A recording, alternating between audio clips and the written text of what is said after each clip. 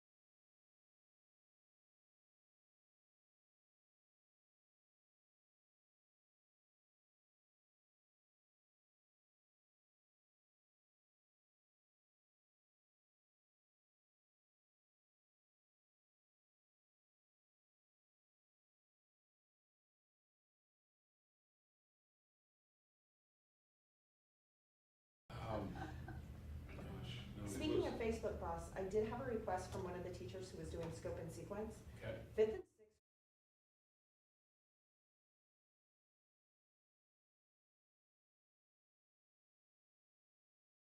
To put like a flyer together with like some pictures and then who the people were, and I sent it out on a parent square. The whole thing for them. Yeah, I know. Game and Fish did a Archery. whole thing for them. People are super excited. And I missed a lot last week, right, being gone, so I was able to go capturing those moments, but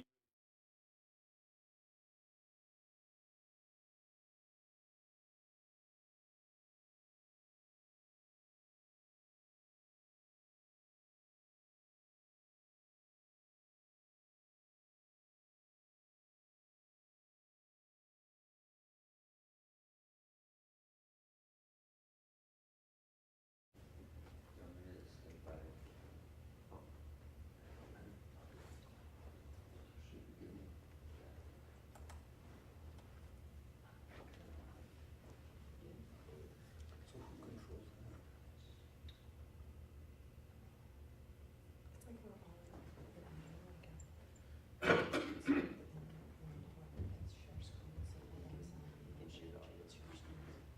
Are we good?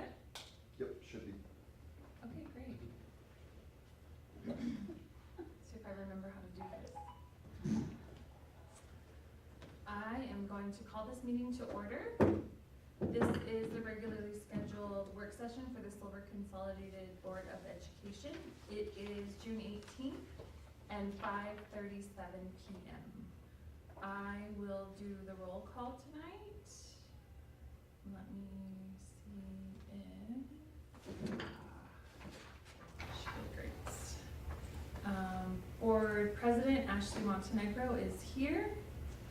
Actually, you can do this. That's how we used to do it. Do you mind? Because it sounds really weird when I do it.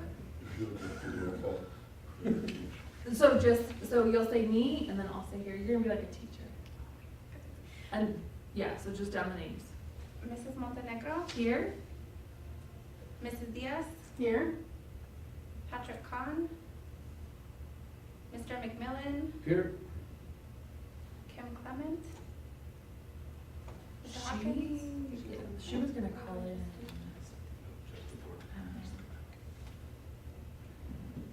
Let me call her. How do I do it on this? If you have the number, there you Dial. go.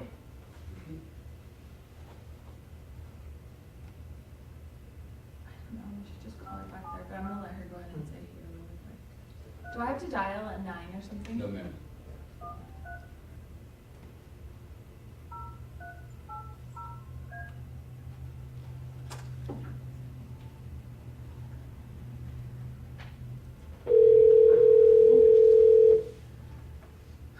That's loud.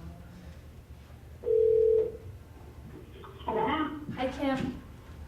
Hi there. I forgot to dial you in before we started roll call. She's gonna call your name again. We just came Okay. into,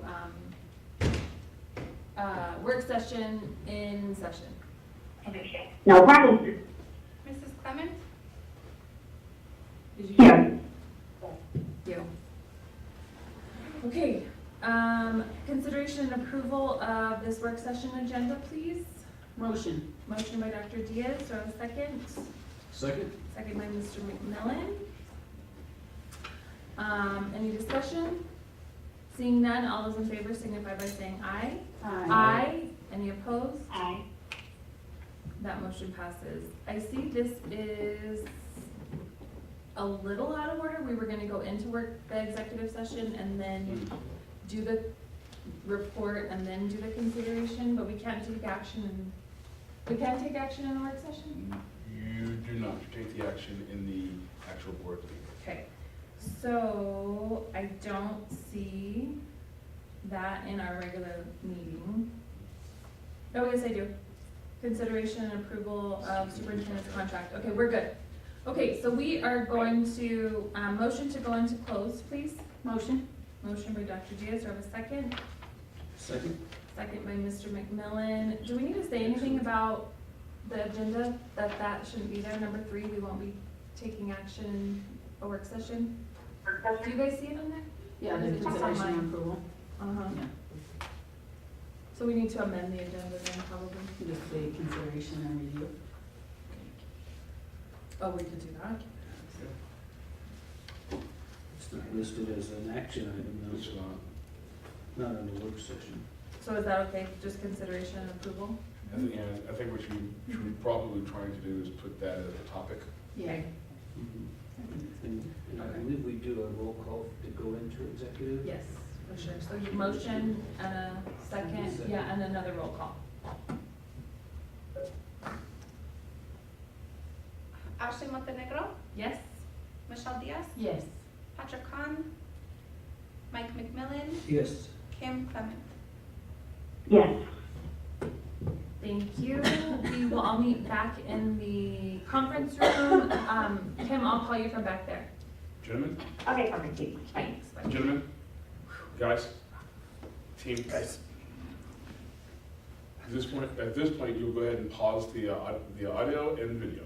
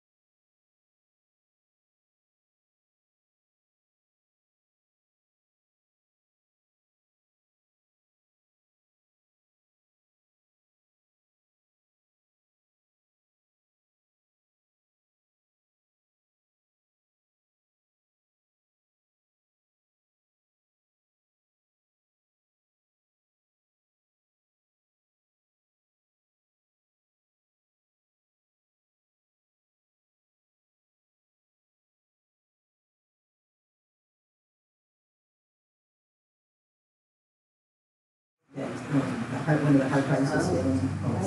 No, I'm just gonna pull it out, just pull it out. Okay, it works.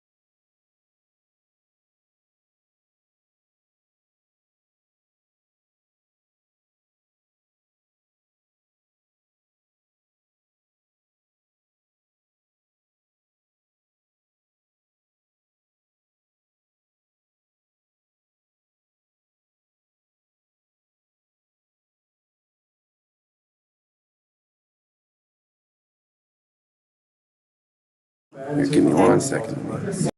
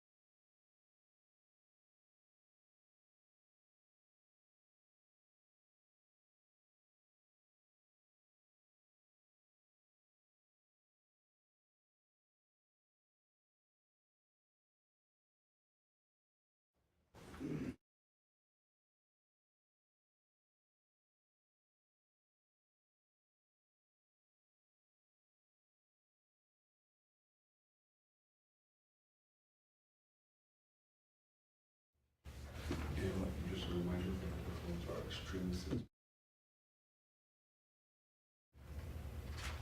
We're just doing about having one. So we didn't, so they're at full blast. From one standpoint, we're good. We just want to make sure that we're.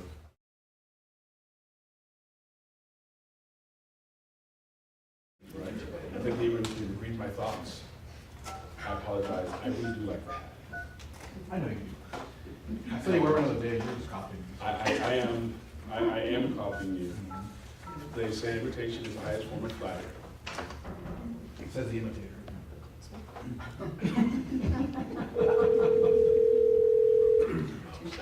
Hello. Okay. We're back, we're gonna finish up work session and then we'll move into the regular session. Okay, perfect. All right, motion to come out of closed, please. So moved?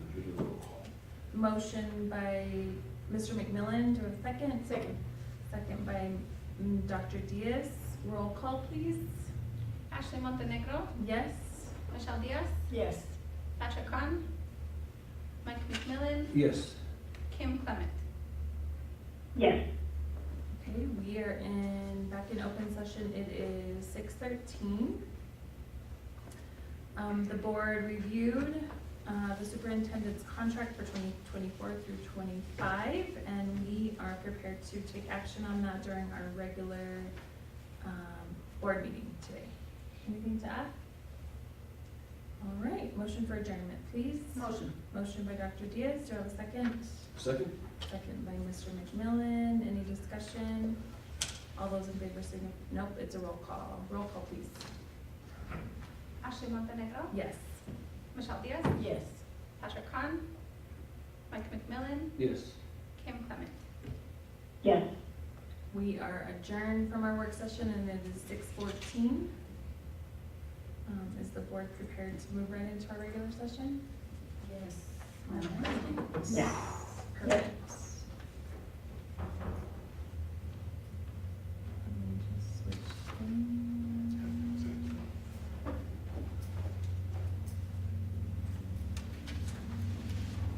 Mr. Coker, you're looking quite mobile. Thank you. Too bad for half a wheel. All right, I am going to call this board meeting to order. This is the regularly scheduled board meeting for the Silver Consolidated Board of Education. It is June 18th and 6:15 p.m.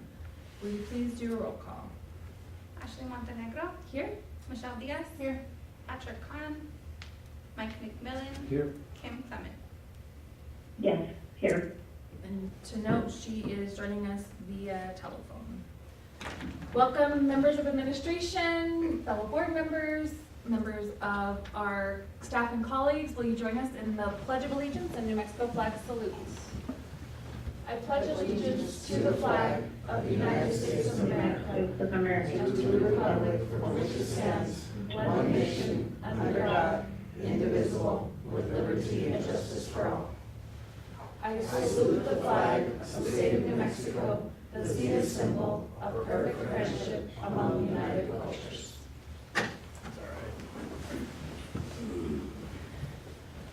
First item on our agenda is review and approval of minutes.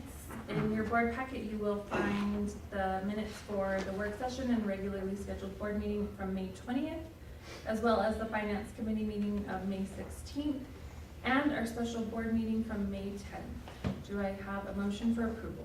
Motion. Motion by Dr. Diaz, do I have a second? So moved. Second by Mr. McMillan. Any discussion? Seeing none, all those in favor signify by saying aye. Any opposed? Aye. That motion passes. Thank you. Next item is consideration and approval of tonight's agenda. I open the floor for a motion. Madam I'll President. motion. Thank you. Mrs. Clement, do I have a second? Second. Second by Dr. Diaz. Any discussion? Seeing none, all those in favor signify by saying aye. Any opposed? Aye. That motion passes. Thank you. Next item is information and presentations. This is the non-action items segment of our agenda. First presenter under programs and presentations is our AI group presentation. Thank you for joining us. And are you guys ready to cast via display note? What is that? I can actually, that's probably what he's doing.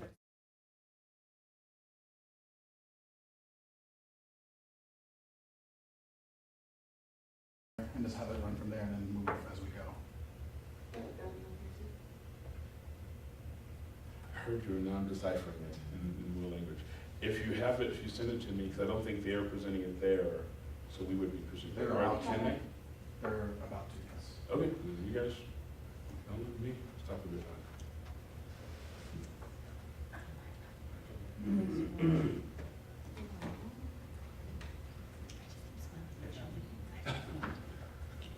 Tech is, They are a technology group, so they're probably way more sophisticated.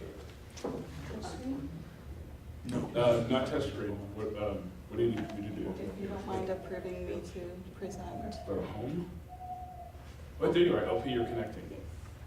So, do you have the capacity to Just in make it case. projected from your, oh, look at you all sophisticated. So, it looks like it's trying to connect you, so all you'll need to do is just type in the number. I already got that. You did? I just waited. It's on for us. It's ready for the. Right, but you're talking two different screens. That is for the live. Yeah. This is for the here. audience right here. Ah, okay.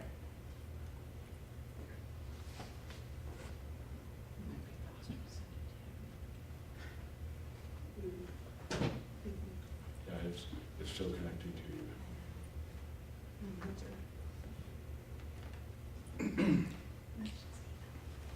Oh, it takes a while to If get you it. email The me spin the link, wheel I can down. retrieve it. Or we can wait patiently. Are you on the Wi-Fi for the building?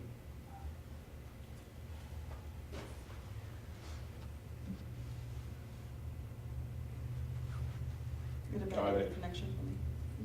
I've got your presentation, and so I'm connected. I'm going to reconnect back. Share my screen. Let's see if I can do this right. Survey says. And I'm going to do slideshow. Business. I'm feeling all kind of sophisticated today. Would you introduce yourself as you present, just so we don't have it on the agenda? Thank you. I'm Deputy Municipal Board, Superintendent Hawkins. I am, That's pretty loud. You got your teacher voice. Make sure Okay. I come on to- I am Adriana Lujan-Paez. I am a secondary math teacher at the high school. I teach Algebra 1 and Geometry. And I am part of the AI committee to introduce and integrate and train people for AI in education for our district. And we have a few members here. I'm Kristen Warnick. I teach 5th grade language arts at STEP. Ash Hennigan, I teach 8th grade physical science. In February of this year, the AI committee joined to go to a conference in, this one was in Austin, Texas. And for that conference, we were able to attend any trainings that they had available for AI use in education in our field. And it is so new that we are kind of still coming up with everything and all of the rules and finding all the pitfalls and the benefits. So what we're doing is that we're trying to compare what other districts are doing and seeing what they have used as effective practices to not only let students use AI, because limiting them is not going to really prepare them for a future, especially now, but also for teaching our teachers and our other staff to try to use it comfortably and set limits for use in perhaps like a history class. It can be included in their syllabus, things like that. We are finding a lot of benefits to AI, and it's not as scary as a lot of people are afraid of it being, which is great because, you know, new innovation, we want it to be of use to us. We are finding it is cutting a lot of time for our preparation. So it's more efficient for us to refer to something almost as a digital assistant. Possible pitfalls, really, it is in just the privacy and the cybersecurity and teaching kids. Where do I need to be? That one. This one? He's the fifth. Yes. The third bullet. Go back one. There you go. Got it. And, oh yes, privacy, cybersecurity, teaching kids not to just put their names and private information everywhere. So the common things that we're teaching kids about cybersecurity now.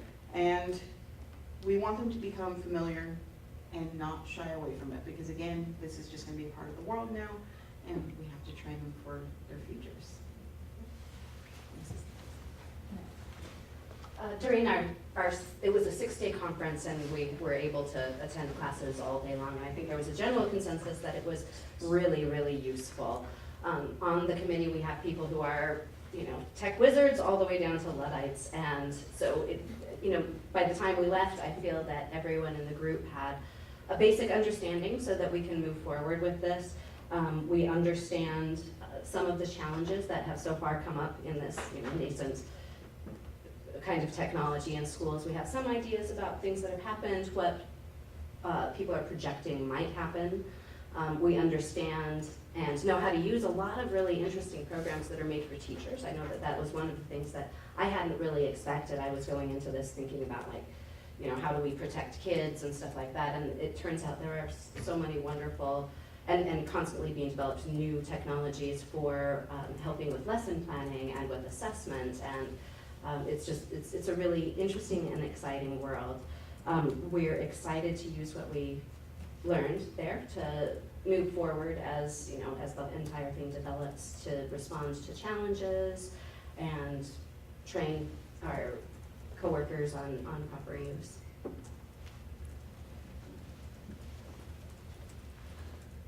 All right, so for the 2024-2025 school year, we set some pretty specific objectives.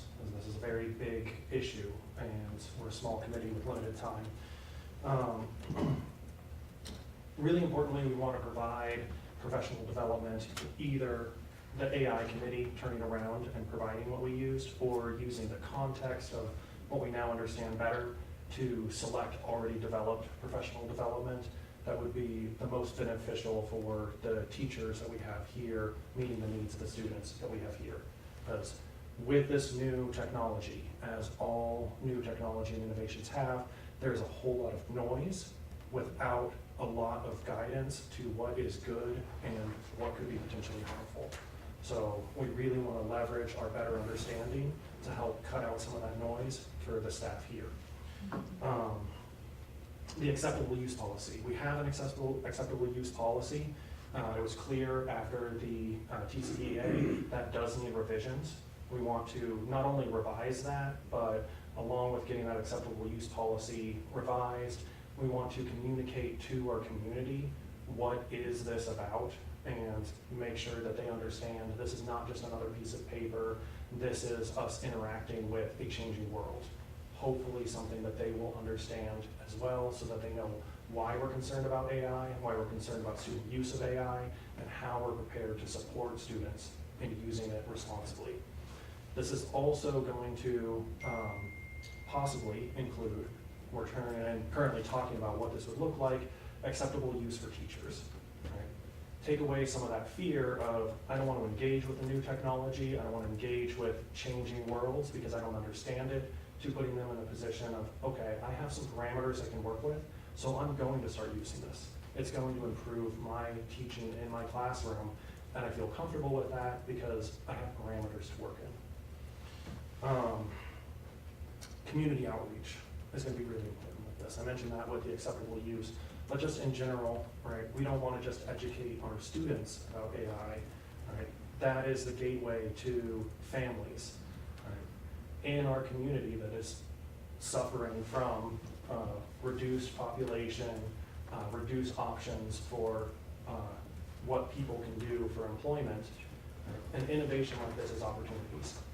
And we want to connect people to those opportunities, whether they're students or not, even if it's just something as simple as getting that information out there so people are aware of it. That can help our community. And public schools are the best place for something like that to start.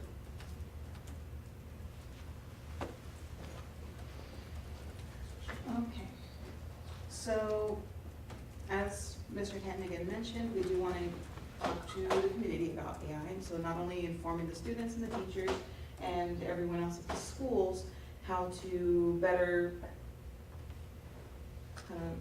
be more efficient with their time, because this can cut on preparation time, but also on what are the benefits of using these tools and understanding them better. So there's a lot of critical thinking, there's a lot of very precise and concise writing associated with it, and just getting the prompts to get the responses you want.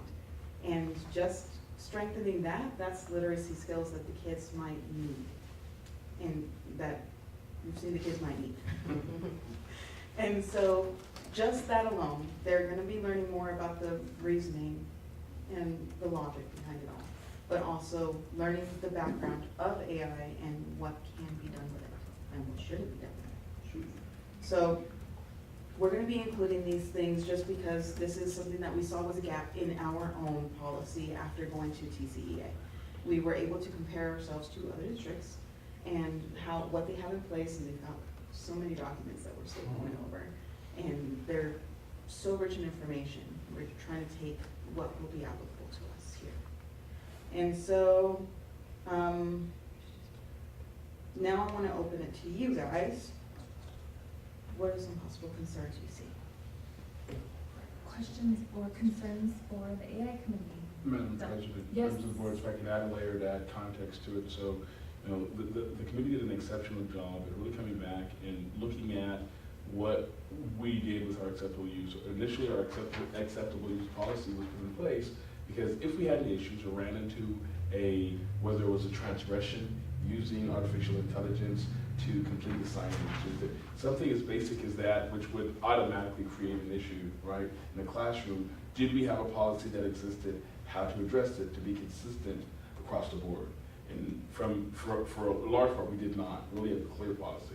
So when they went to this, the TCA came back, they really brought back additional layers, not only looking at the concerns of cheating and how to use AI responsibly, but also looking at how the information we put into AI can be detrimental to a student over time or to an individual over time if they're putting too much of their personal information into the software. They learned a wealth of information that they'll be able to educate us all on. And so as you think about your questions, if you've ever used AI or at least thought about using an AI, ChatGPT, Gemini, Bard, or any of these softwares, there's as beneficial as it is, they've also opened our eyes, and mine included, to some of the pitfalls of too much personal information that is retained into AI. And it's just like, forgive me, educating students on the dangers of texting and sexting, and students not responsibly understanding the impact of their digital footprint. The same can be true for artificial intelligence. And so I wanted to commend them before you, and to put this into context, for the work that they did and are doing to help educate our community, because there's so much that we don't know. Dr. Diaz, do you have a question? I just want to say first, I admire you guys for stepping out into this proactively instead of us being reactive. Now we can be proactive about integration in a responsible manner. So to me, this is really exciting. I have no idea how to use it. I'm like, Gemini, who is she on Google? There's programs that do medical notes, just right, just FYI. So when you said more efficient, I'm like, okay, where do we send?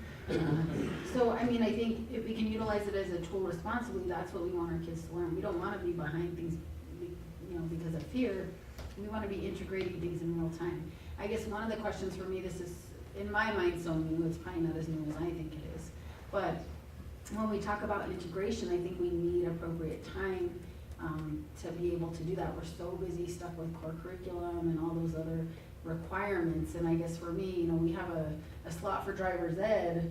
I'm wondering, do we have, another way to implement something as far as like an elective or a required elective or optional even, so that we are educating all of our kids and not just select populations where people join a club or people came to the meeting or people opted to sign in after school, where we really are integrating it into part of our curriculum. It's almost like a core, because this is going to be one of the lifelines for our kids as far as efficiency and competency moving forward, right? And whatever career path they choose, we're choosing to embrace it rather than, like I said, be reactive, but we have to have the platform to do that. So I'm curious if we've thought it, brainstormed, I know it's very fresh, but if we brainstormed how we're gonna kind of integrate this long-term into the curriculum. Yes, but And then- after your. He can add on, maybe that's it, right? Yeah. Mr. Hennigan is our resident brain. I think the whole team is a collaborative. And he's being extremely modest. If you've seen his mind map, He it's likes flowcharts. extensively. But I also I love seeing competent women take the lead, so you do your thing. I'm gonna stand behind you and support you. Well framed. So AI is so new that we're still learning how to use it. And even the developers are still learning how it's reacting to what the innovations, they're the ones that are making it. And so at this point, it is so new that I have yet to see a degree plan in place for this at the university level. That being said, this can be integrated into another course. Like, for instance, anytime that we're doing anything for English, I use it in math because I've done it before. Just, we didn't call it AI, we called it adaptive learning. It's been with math for a few years now. Anytime they say that it's gonna adapt to someone's responses and give them so many assignments based on what they can and cannot do, that's AI. We just didn't call it that. And so right now, it is still just, this is the chunk we're adding in and how it can be applied to this topic and this subject. In the meantime, it has yet to be further developed and hashed out and stretched out to get more of a full class out of it. Thank you. Anything to add?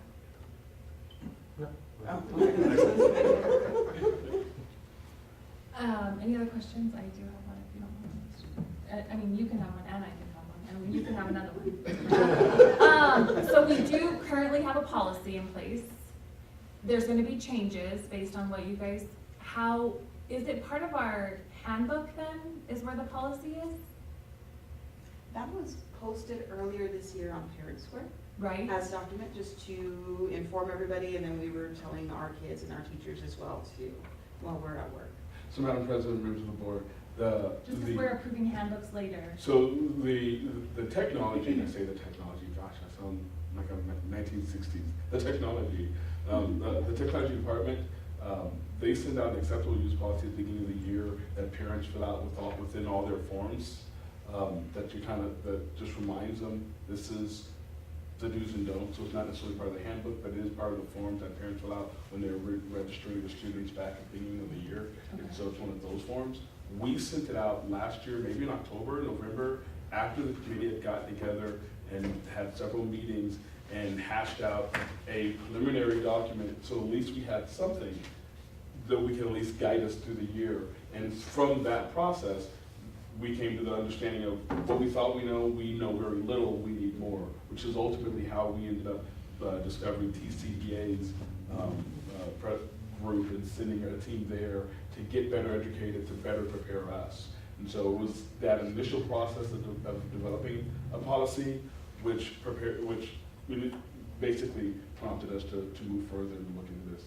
So my next question is, so the answer is, it's not in the handbook, but it's Yep. more of just like a policy that all the parents fill out whenever Yep. we do the beginning. So that's the next question is, how are the kids told about what they can do and what they can't do? So I'm just gonna use an example, okay? I went to an accounting AI, right? And so I'm like, oh, this is so cool, ChatGPT, we'll write up with this, and you know, and so my kids hear me and they're excited about it, and they're like, well, what about this? So my daughter in yearbook, she did a ChatGPT for like a little excerpt in the current yearbook. And I'm like, I think that's safe, but I'm someone that's pretty involved in the schools, and I don't remember exactly what was all in that. And of course, I didn't take the time to then take it and tell my kids, okay, here is what is acceptable use, right? I just clicked the button.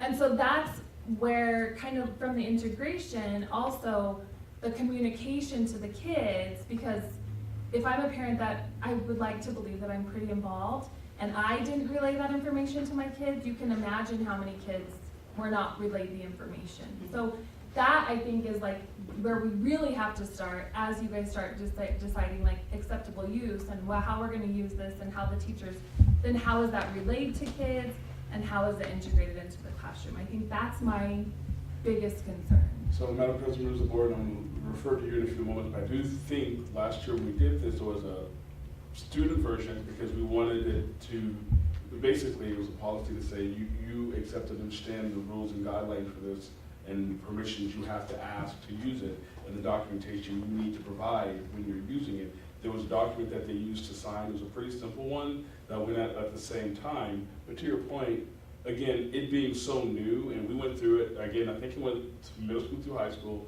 so please correct me on that. But, so we did that for students and staff. But again, if you were a staff member, as mentioned before, who was reluctant to use it as an exposure item of practice for a student, you probably didn't see it as much structured as opposed to if you were in one of these individuals' classrooms, you probably were exposed to it. If you were at National History Day, there was a policy, for example, that was very extensive in detail because there were guidelines even from the National History Day group of what you could and couldn't do for use of AI.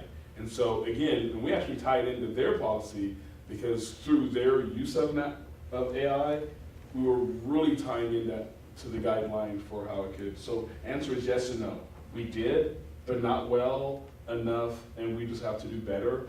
And I think going into this upcoming school year, we'll get better at how we communicate it. And so certain teachers who used it, and students who were in those classes were probably more aware of the guardrails of how to use it, and then there were probably many classes that never touched it. Okay. Is that a thing? The only thing I would mention is just like we do the Neptune Navigate to make sure that our kids have that digital footprint training and the cybersecurity training every year. This is something that we gotta include into it. Doesn't have to be through Neptune, but it's certainly something that we're doing at the same time at the beginning of the year to let students know what is acceptable use in each class, because every subject will vary. So when does that training begin? At what age? Is it middle school or is it? Well, I mean, so so far has not been used as much in elementary. They're not using it to write essays and those kinds of things. So, you know, one of the concerns that high school teachers have is with plagiarism and, you know, ethics. It's not really as much a concern with elementary. I think at our level, when I've used it in my classroom, the big thing that I'm hammering forward is not to put in any identifiable information, personal information in there. I don't need to worry very much about, I'm very certain that I could identify something written by AI that was turned into me at my level. So where we need to focus is on the security and protecting their own privacy. And I think then it's not like a class in AI, it's more that the AI is the underlying how information is presented, how the kids are interacting with it. And so at different levels, I think there are different emphasis on what is really important. Hopefully by the time they get to middle school and high school, they'll have gotten enough of the information about, you know, protecting yourself so that that won't be as big an issue, and then they can talk more about the ethics in their field of how you can use this as a tool ethically and responsibly. So like the Neptune Navigate, the Neptune Navigate thing that you were talking about right now as far as how to responsibly utilize some of this, when is that actually formally incorporated? Was that middle school? It's, oh no, elementary itself. Elementary. So I think every student in the district does it. I think, yeah, I don't know about kindergarten, but. It's a requirement that we have to complete for part of our funding sources for E-rate, that every student complete that within a certain period of time after getting their laptops or Chromebooks at the beginning of the school year. So they may call it something else in a different language at the student level, right? As far as, you know, our internet training or computer ethic, I'm not sure the right term to use, but I'm sure that it's Neptune. What they're describing it is the title of the software that they complete. But you may remember seeing the email every now and then at the beginning of the year from Mr. Potts. You know, the following students haven't completed this, or your student hasn't completed the Neptune Navigate is a requirement, but they do it then. It wouldn't shock me if sometime relatively soon, even by itself, that there's an added component of AI included in that training. It's really about just being smart, again, about putting your own information out on the internet, about ethics for cyberbullying, about how there's a whole little module of how to use the internet and technology through that to navigate, right? Is that something they would have done in class? I guess I'm just curious, because I don't, Yeah. okay, so I don't remember. as It a has to be parent. done by Christmas time. Okay. So they have their devices, they're in the classrooms, and they're doing this. Yes. We're proctoring it all. And they do it every year.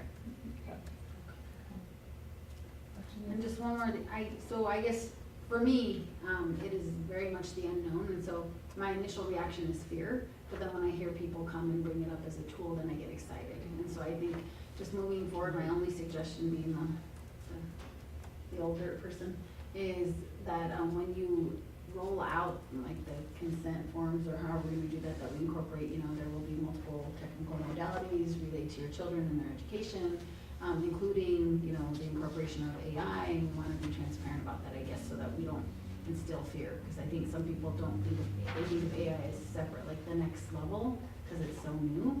And as a parent, I want to know if AI was being incorporated for my kids. I'm excited now when I talk to you, but at first I'm like, oh, we're doing AI. So I think the more transparent we can be about it, to really inform parents about what we're really trying, our ultimate goal, I think the better received it will be, and the better education our kids will receive, right? Because it's about exposure. And just very quickly, because you did such a great job with explaining how you've been using AI, how AI has already been used, is there any other examples that you guys could use in your different, like in English or in history, right?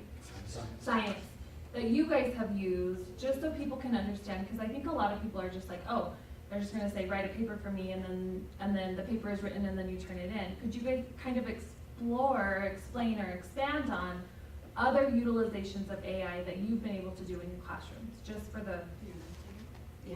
Okay.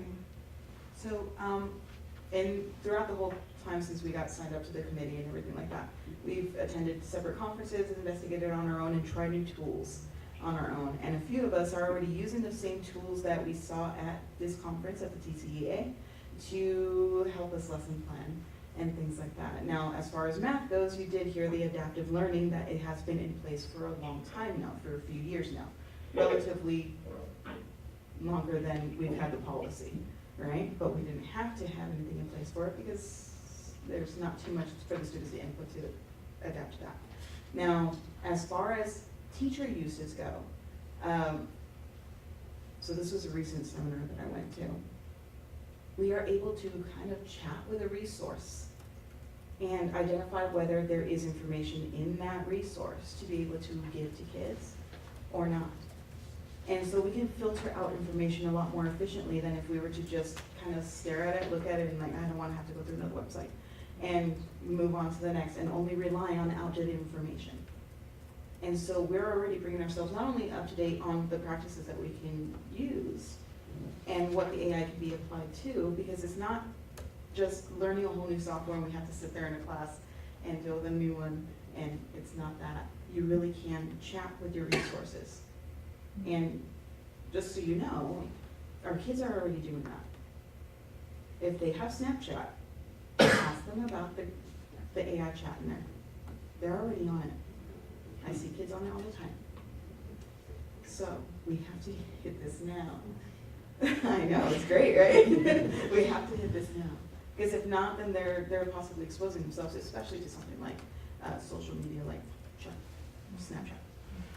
Madam President, members of the board, one of the softwares that we added this fall, or this past spring, for mental health, utilizes an AI software where students who are experiencing anxiety or other issues alongside can engage with that software to, I'm concerned, I've got a test coming up, and I'm really feeling stressed and I don't know what to do. And that software will engage with the student to walk through what their symptoms are, what they're experiencing, and help them through that process. So to your point, it really is very, I don't use the word sneakily because we're being very transparent, but it is very intrusively becoming a part of our everyday lives in different ways. So I just, as you were saying that, it reminded me of Alongside, which we adopted. I didn't know it was in social media apps to that degree. But now that you say that, if you have Facebook, and you're going to post something, you now see a little thing that pops up that says, here's what the conversations are in that group, right? And it tells you all that information. I think we've been interacting with AI for a long time, with little things that we didn't really recognize. What really happened that caused us to form this committee and is the release of generative AI. So when we're talking about things like ChatGPT, where you can go and you can say, yeah, you can write me a paper at a 5th grade level about the American Revolution, and it'll just write it. So this is, when we're talking about it, it's not that this is all brand new. The generative AI is what is new, and that this is available to the public. But because of that becoming available to the public, a bunch of companies are starting, they're like, one of the tools I use is called Curipod, and it's out of Denmark, I think.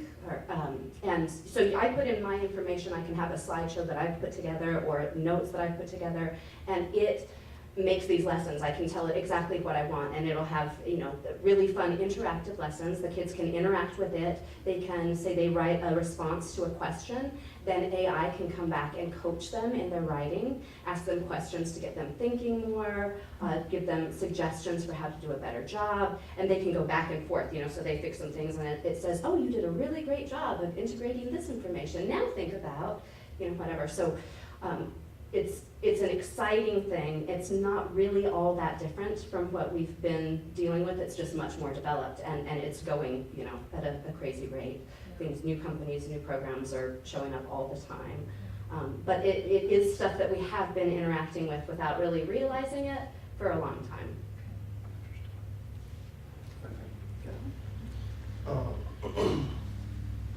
Something to keep in mind as we move forward.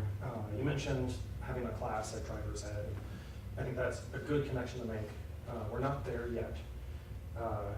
This would be, the Model T just rolled off of the factory line, and none of our teachers have driven a vehicle before. Nobody's driven a car before.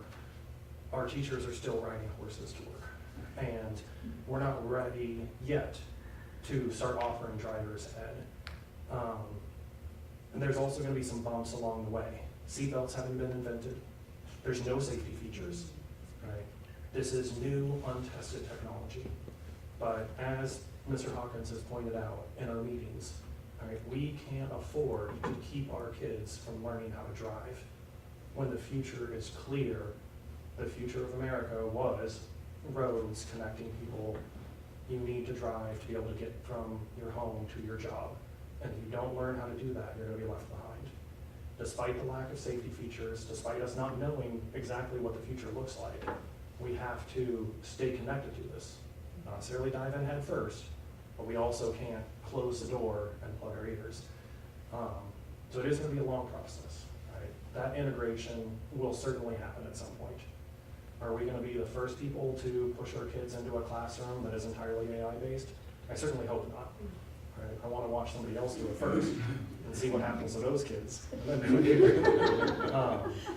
And the communication is going to be difficult. As you were talking about, I think I was like, well, these kids are using AI. Many of us grew up watching the Terminator series. That is how I formed my initial opinions of AI. My kids have not seen it. As far as they know, AI is just a helpful little robot. I forget the name of the kid's movie. It's like Betamax or something like that. And the kid has a robot best friend. Right? Opinions about AI are going to be very different, and not very many of them are going to be connected to reality. And the communication is going to be difficult. We're going to have to push that really hard. It's not going to be just enough to have a bulletproof plan. If we don't communicate, if we don't get the students and the families and the board all on the same page, our teachers and everybody, then it doesn't matter what's on the paper. So hopefully you'll hear from us more in the future as we figure out things, as we hear about the need for safety features and opportunities that are coming up. But that's probably going to be a bit of a wild ride for the foreseeable future as we figure this technology out. Just to piggyback on that, I did an informal poll of my students and teachers around me, and the majority, I can safely say, maybe closer to 60%, although I don't want to give an approximation, They fear AI, and that's the kids included. So, but they don't know that the chatbot that they're talking to on ChatGPT, or the Snapchat, they don't know that's what that is. They just thought it was a new tool. They thought it was funny. And so every time I walk by, there's a kid like, hey, what you doing? Oh, I'm just doing something with the chat. I'm like, oh, okay, just looking. They are afraid of AI without knowing what it is. So it's that fear of the unknown. Kim has a question. She's with us on that. Kim, do you have that for us? Yes, thank you, Madam President. Really, I was wanting to clarify on the AI policy. Is that something that the kids would sign, or is it something that our parents will need to sign also? That would be something that the parents would sign. Students. Okay. And students. And will that go out on Parent Square as it did last year, or? With Yes. the initial technology, back when they're signing for the Chromebooks? I think they're thinking, you know, at the beginning of the year when we all fill out a whole bunch of stuff on Chromebook. I think, Yeah, it's a Chromebook agreement. like the registration stuff. I think they think it Perfect. will be with that. Okay, because I know last year it did come out through Parent Square. And then what kind of accommodations or how would we handle in a case that we have parents, because this is kind of scary to, I'm sure, to some parents, and I agree, getting that communication out there is going to be extremely important to kind of let them be aware of it. But what would happen in a case where they would refuse or did not want to sign it? So that acceptable use policy, it has to do with like plagiarism. They're not agreeing to use AI. Okay. And so I think that would be handled following whatever policies we have with like academic integrity. Right? Got it. Okay, perfect. Thank you for clarifying. And that's pretty well laid out in there, what constitutes plagiarism from an AI perspective. Mm-hmm. Yes. All right, any other questions? Super cool. Yeah, thank you, so much. thank you. Come see us again soon. Thank you, guys. All right, next up is our SPED director, Mr. Shane Coker, with our updated special education department manual. Welcome. Thank you, Madam President, Superintendent Hawkins, members of the board. I was actually going to go ahead and read the entire 403 pages of the manual, but the AI group took a little bit longer than I anticipated, so I'm going to go ahead and scrap that for the interest of time, if you guys are okay with that. So, before I get started, I did want to say, I did want to give a shout out. I know there were some people out of town and stuff, and the recipient of this award was also out of the country, but I was asked to attend the LULAC meeting on Saturday in recognition for one of our special ed teachers, Ms. Michiko Moore, who works with our students, visually handicapped students, orientation mobility students. Earlier in the year, I found out that she was nominated for the district regional educator of the year. She got that. So she won the educator of the year for the district, the LULAC educator of the year for the district.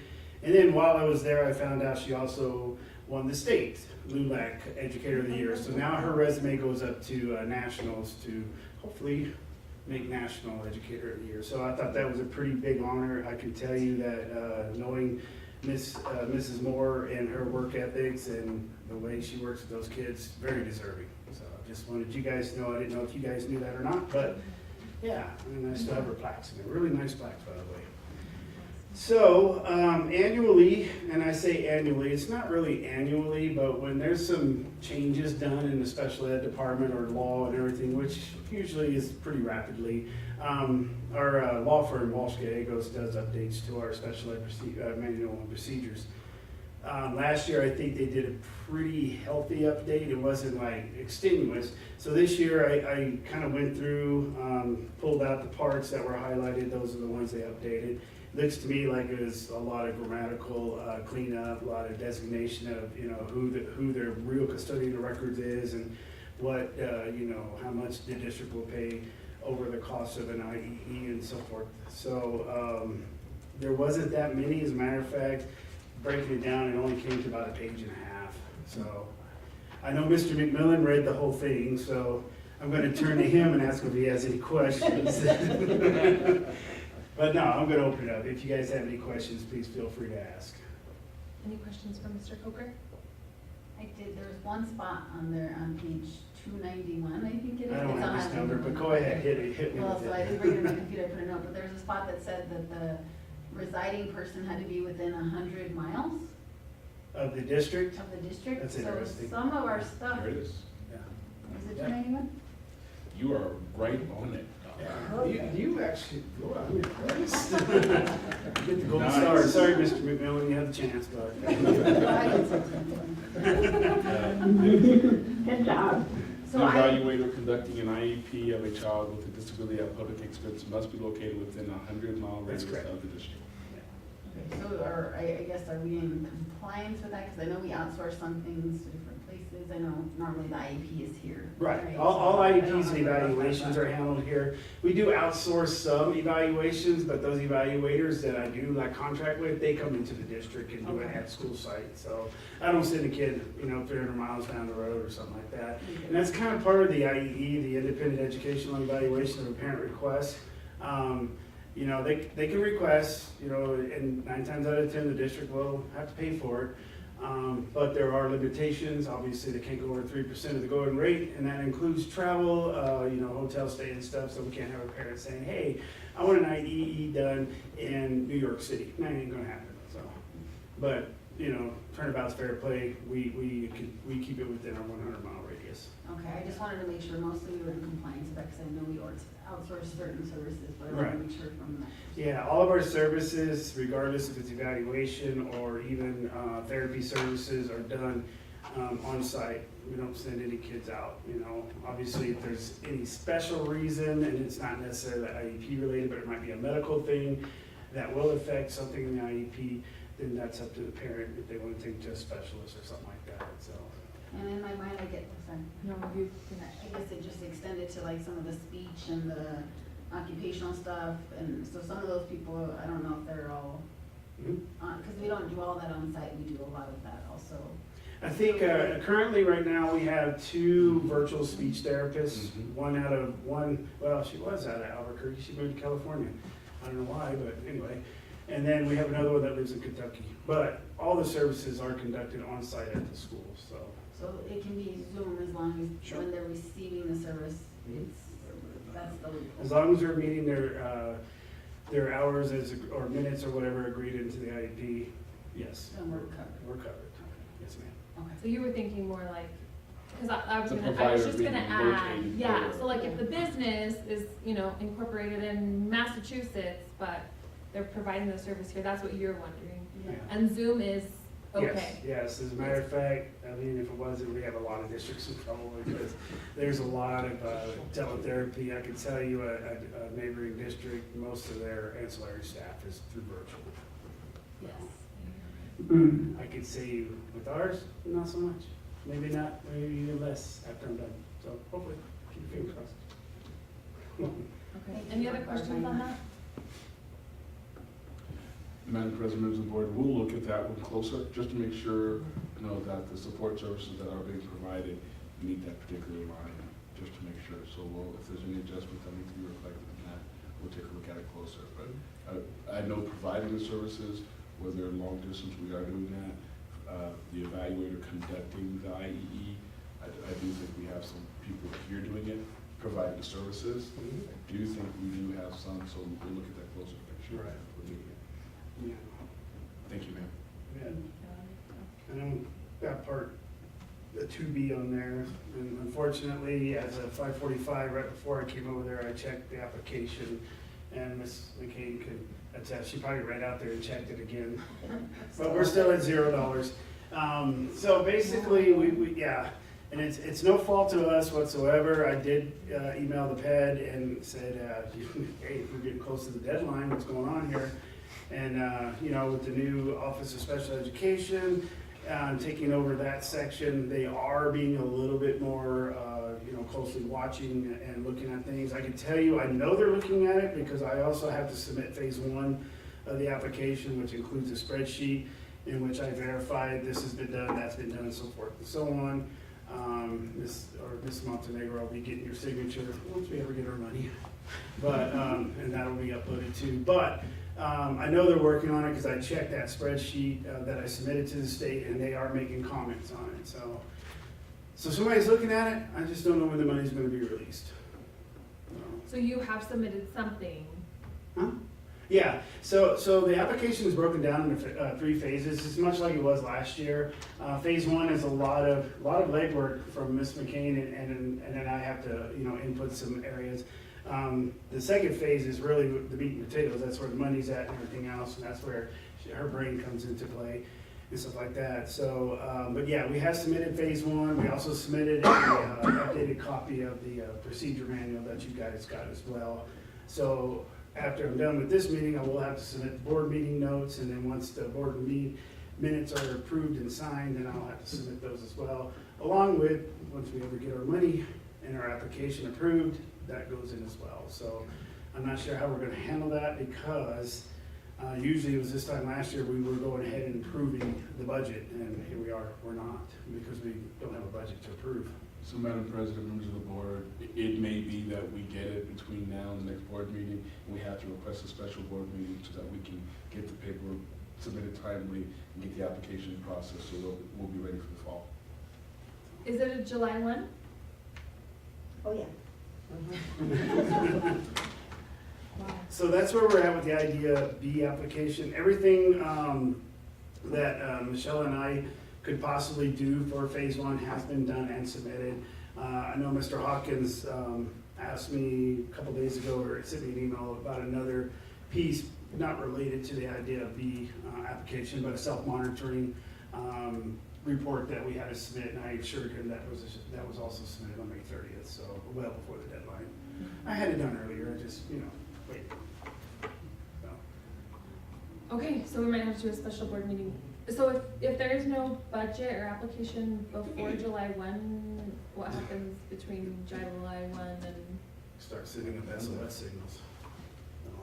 We don't know. We don't know. Never happened Not been before. here before. Uncharted territory. Madam Yeah, President, I members of the don't board, think this has ever happened. I will make a call. So just as I mentioned before, I've had to make some calls recently to Ed regarding certain aspects of our budget. This would be one of those big red flags where we go, we've got to have something that we have time to digest and review. It can't be here it is, you have 24 hours, look at this and get it back to us. Because it's too massive of a responsible document to eyeball at the last minute. So we'll keep So luckily, and I appreciate that, Mr. Hawkins, I know when you're gonna call him, I'm pretty sure they're gonna be like, yes, you're about the 408th person that's called today, so be that person. The good news is a lot of the legwork has been done. We have to sign, or get, it's not really a signed agreement, but, I do have to meet with our private schools that we do service kids in their private school. Like Montessori, we do have 3 students. So I did meet with Miss Heidi Pendleton to get her signature, just talk about, she and I have been working together all year. There is gonna be a new, I don't know what they call them, principals, directors over at Calvary Christian. We don't have any students over there, but I still have to meet with her. So that's all been done. Most of the legwork that I need to get out in the area and get signatures and everything have already been done. I've already met with the parents and everything. We were just waiting on the money, waiting on the amount so Michelle can work her magic. Okay, sorry, but you see it, right? Can you pay special ed expenditures after July 1 without having funding? No, we can't. We won't have an approved budget, and I don't have budget authority to spend any money in that fund. So what we would do is more than likely lean on the operational budget and then be able to move those expenditures, journal entry those expenditures to that grant when we do have it available. Okay. Is that Bob and Peter to pay Paul? Okay. Yes. Okay, that's what I thought. Okay. Sounds good. We have a plan. Yes. Yeah, there is a plan. We won't be broke at least until July 15th, right? Thank you. Any other questions for Mr. Coker on the Idea B, actually on the Special Education Department manual and Idea B application, the lack thereof? Well, the application's there. It's just a lack of the dollar signs in there. Perfect. Okay, thank you so much. Thank you, guys. Have a good night. You too. Thank you. Next item on our agenda is information to the board. Superintendent, Mr. William Hawkins. I only have 49 slides, so I will go quickly. But I'm kidding. So, Madam President, members of the board, strategic plan update. Just to remind the board, our current strategic plan is centered around four main pillars: accomplish students, ensuring that our students achieve maximum potential; empower employees, creating supportive work environment; involve parents and families, strengthening our collaboration with parents and caregivers to enhance our engagement and achievement; and integrated community engagement partnerships. These are the four pillars that 2 years ago our community and board came together to identify as the core elements that we want to see improve over the next 5 years. Achievements to that end, we've established surveys and responsive feedbacks over the last several years. We've implemented comprehensive surveys for staff, for students, and for parents. As a leadership team, we review the data, we look at the metrics, and then we use that data to set new goals and new targets as far as what we need to achieve at the campus level, and department level, and district level. We've also created a scorecard and action plan. The development of the district scorecard has been a critical tool in monitoring our progress towards strategic goals. And so we put those elements in place, along with the guided support of Dr. Gail Butler over the last several years, really helping us to understand how we can monitor and engage these tools and then improve our climate, right? For our students' experiences, for our staff experiences. One of the things that I appreciate hearing is how staff are feeling throughout the year, how students are feeling, how parents are feeling heard, and what areas we're weak in, and then being conscientious of making or adjusting policies or implementations at the campus level and district level to make that experience better for our students. When we talk about one of the metrics that we looked at, for example, one of the feedback components from students was a sense of belonging, right? While the metric was above the 3-point metric, it was one of the lower areas in the district as far as just feeling that camaraderie at the campus level. As we look at the Ron Clark Academy and the elements and what that brings to bear, one of the clear support systems that we saw that would improve that experience for students was implementing the house system in our schools, right? Not the sole reason, but one of the big data points indicating that was an area we needed to improve.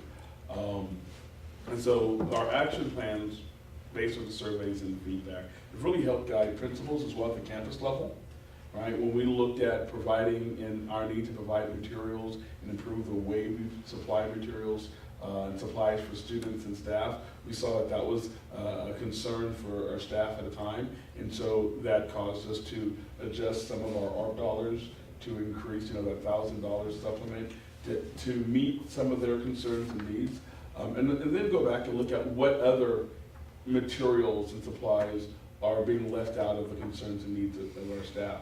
But that would not have happened had we not gone through this process to get the feedback. As we look ahead, our budget considerations have led us to the decision that we're going to step away from our support from the student education. We're confident in our ability to continue to work independently as a district leadership team. The systems and tools that we have deployed with Studer, we will continue, and we're going to use them to guide us in achieving our goals. We will continue to do the surveys. We'll continue to monitor the feedback tools, to rate them, and then to create action plans based on it. But we don't necessarily need to rely on Studer to guide us through that process. And so our contract that we've had with them for the last 2 years, we're going to step back for the next couple of years and continue to implement that. With the understanding, we want to keep the momentum going. And we hope that when the board is ready to reengage in developing and rewriting our 5-year plan when we get to year 2027, that we may engage them again and continue that work. I do believe it's important for a school district and the school board and the community to have a strategic plan, Just like the facilities master plan that governs our structures, our schools, our campuses, and our maintenance, the strategic plan really helps guide not only the goals of the board as well academically, but as well as our culture with our community and what you want us to achieve. And so we want to continue to do that. But we also want to be good stewards of the district funds and responsible. And so that is the plan moving forward with our strategic plan. Perfect. Any questions for Mr. Huggins on the strategic plan update? Go bond. The next question, Madam President, members of the board, focuses on the Go Bond and SB 9 update. Silver Schools has submitted the resolution to the county clerk before the deadline of June 11th. Bond attorney Rody Law also developed an election calendar which outlines the requirements between now and August 20th that need to be done as set by statute. If you looked at the paper today, you saw that the county clerk published the election proclamation in the paper as is required. On or before July 2nd, we will process payment with the county clerk. July 9th, the county clerk will send notice to voters about this, their addresses, to make sure that all information is correct before they send out the ballots. Ballots go out between July 24th and July 26th. Beginning July 29th, the county clerk will issue replacement and provisional, and this is going to get really awkward because my computer is shutting down because I don't have power. Thank you. Right. I'm going to go by the handouts that you have in front of you. Right. And then, of course, election day is August the 20th. Is your report the same as mine? No, possibly. But the good thing is I'm pretty good here, pretty good. Because you have the handouts. Right. So I've done the presentations I've done so far for the Go Bond and SB 9 is I've presented for Rotary and the Republican Party back on June 4th. We are looking to schedule presentations for the City Council, County Commissioners, Freeport, LULAC, the Democratic Party, Chamber of Commerce, Women's Club, and anyone else who will let me come, and I'll bring tea, right? And so I will continue to present the information regarding facilities master plan and the Go Bond. Perfect. Any questions on Any the Go Bond? questions on that process? All right. And last but not least, New Mexico Vistas update school designations. In November, if you will recall, this past fall, the PED released the New Mexico Vistas school designations, right? The designations were, if you were briefly, Cliff Schools was selected as excellent, right? Cliff High was a spotlight campus. Jose Barrios was a spotlight campus. Stout was traditional. Harrison traditional. 6th Street traditional. La Plata needed additional targeted support for SPED. Remember, and so did Silver High. That was the original. Now, the PED and its wisdom, and I don't say that sarcastically, although it may sound that way, revised those designations around the state in May. The changes, they said, were to reflect more accurate data and adjustments made to better align with the goals of the Every Student Succeeds Act, ESSA. And so they went back in and redid the math to meet those goals. And so they did it because they believed it was going to be more accurate with the data reflection. They said that in doing this process, it would provide more transparency and accountability. And they said it would also help them in declaring where their funds were going for support and improvement. Okay, so those are the reasons why they went back and redid the math. In so doing that, we saw several changes in our campus designations that we originally had. So Cliff Elementary, which was a spotlight campus, was an excellent campus, a campus of excellence, was changed to spotlight. So if excellence was the higher standard, they dropped Cliff Elementary to spotlight. Still a high designation, but not the highest designation they had had previously. Cliff High was now changed from their original spotlight, which was in the top 25%, to traditional, which basically means they are meeting the requirements as a traditional school. Okay. Another change, 6th Street went from traditional to being identified as a spotlight.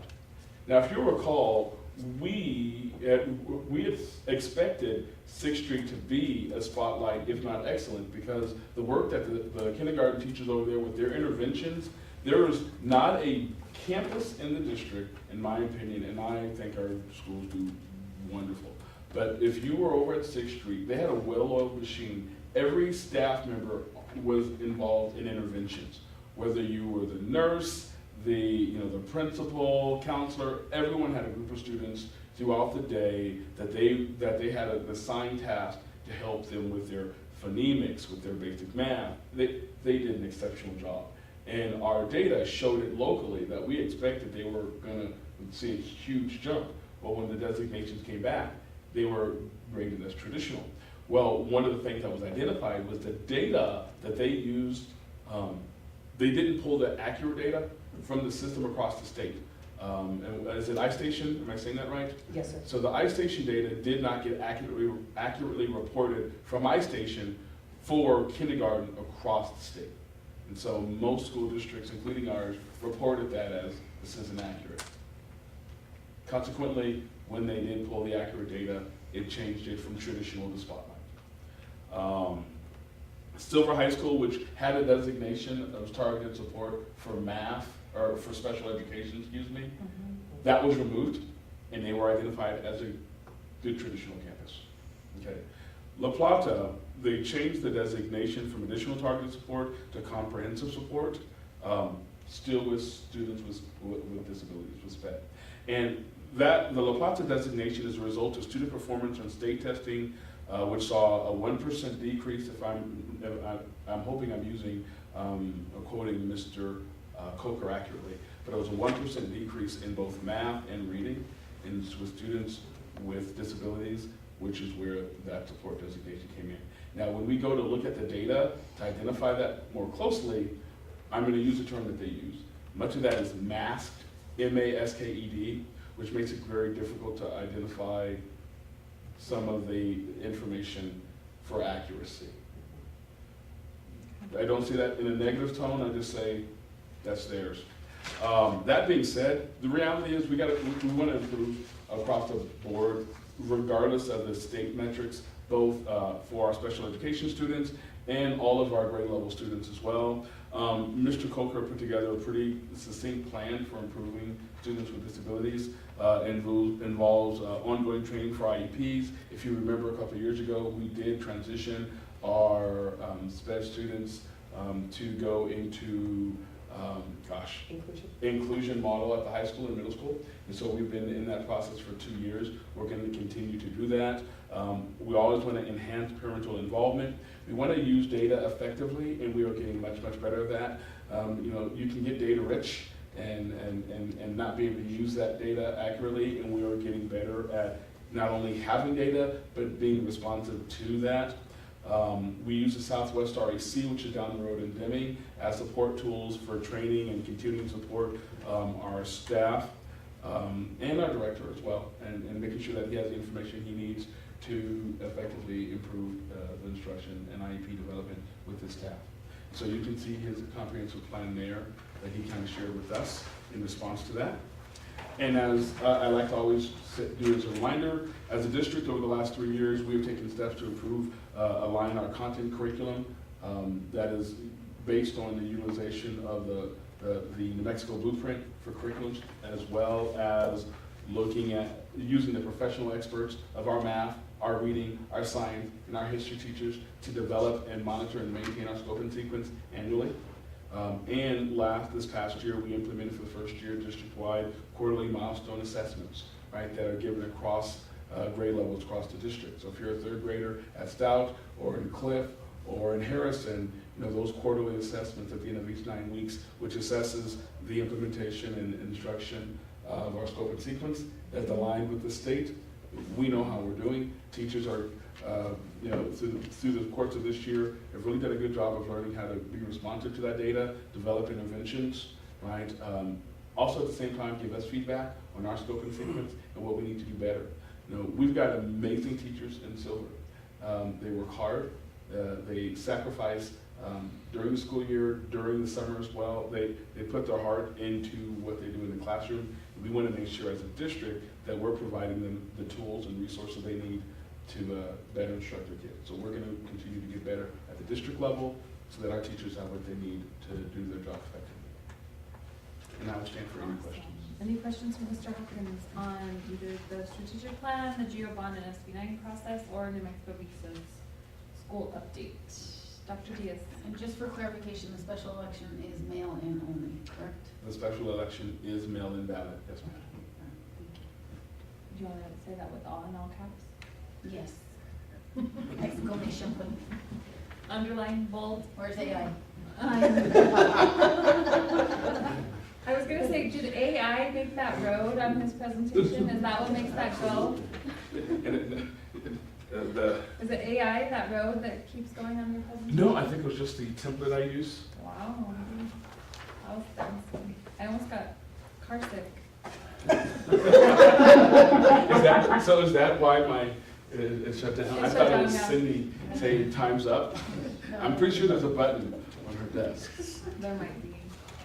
All right, next up is our Associate Superintendent, Luis Alvarez. Welcome.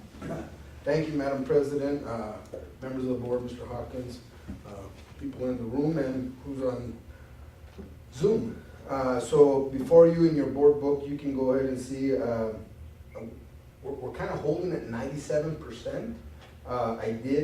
We have currently in the green, and if you look at the top portion there, we have hired 2 people from there. So we could take 2 off since the report was done. And we had 2 interviews that have been conducted. Our major teaching positions have been filled with the exception of I'm waiting on a call back from one individual. So we're moving in a positive direction. Our custodians, we're struggling with finding our custodians. That's a very important position, especially right now. So I'm scrambling, calling contacts, doing my very best to go ahead and get some people so that we can go ahead and get our custodian positions filled. We are at 97% and hoping to continue to increase. But I will stand for any questions. Any questions for Mr. Alvarez? Kim says the live is not on Facebook. Is that accurate? Gentlemen? I have no idea. That's Staley question, I'll text him. Huh? I'll ask Staley. Okay. Yeah, she says she still can't see it. No questions for Mr. Alvarez on that? Okay. And then you're going to present student handbooks and discipline matrix? Yes, ma'am. So these will be the changes for the 24-25 school year.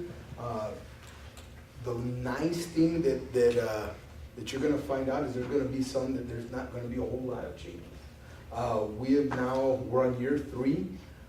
Every year we meet. Every year we invite parents to go ahead and come to our meetings. We had our meeting on May 2nd. The nice thing is parents as well as principals all get in a room. We sit here in the boardroom and we go line by line. We go over the discipline matrix. We go over, are there any questions and procedures that are happening at the school? Are there any things that are affecting your students' ability to come to school? Are there any things that are affecting your child's ability to go ahead and want to come to school? And of course, we have we have good parents out there that are very forthcoming with information, but they're also very honest, and they say, some of this, Mr. Alvarez, is on us. Some of this, there have been times when kids don't want to go to school, and we're fighting as parents, but it's not due to procedures or policies. So with that, I would like to just say a big thank you for our parents for spending the time. It roughly took about 2.5 hours, almost 3 hours to crank that out. But we go line by line, so it does take some time.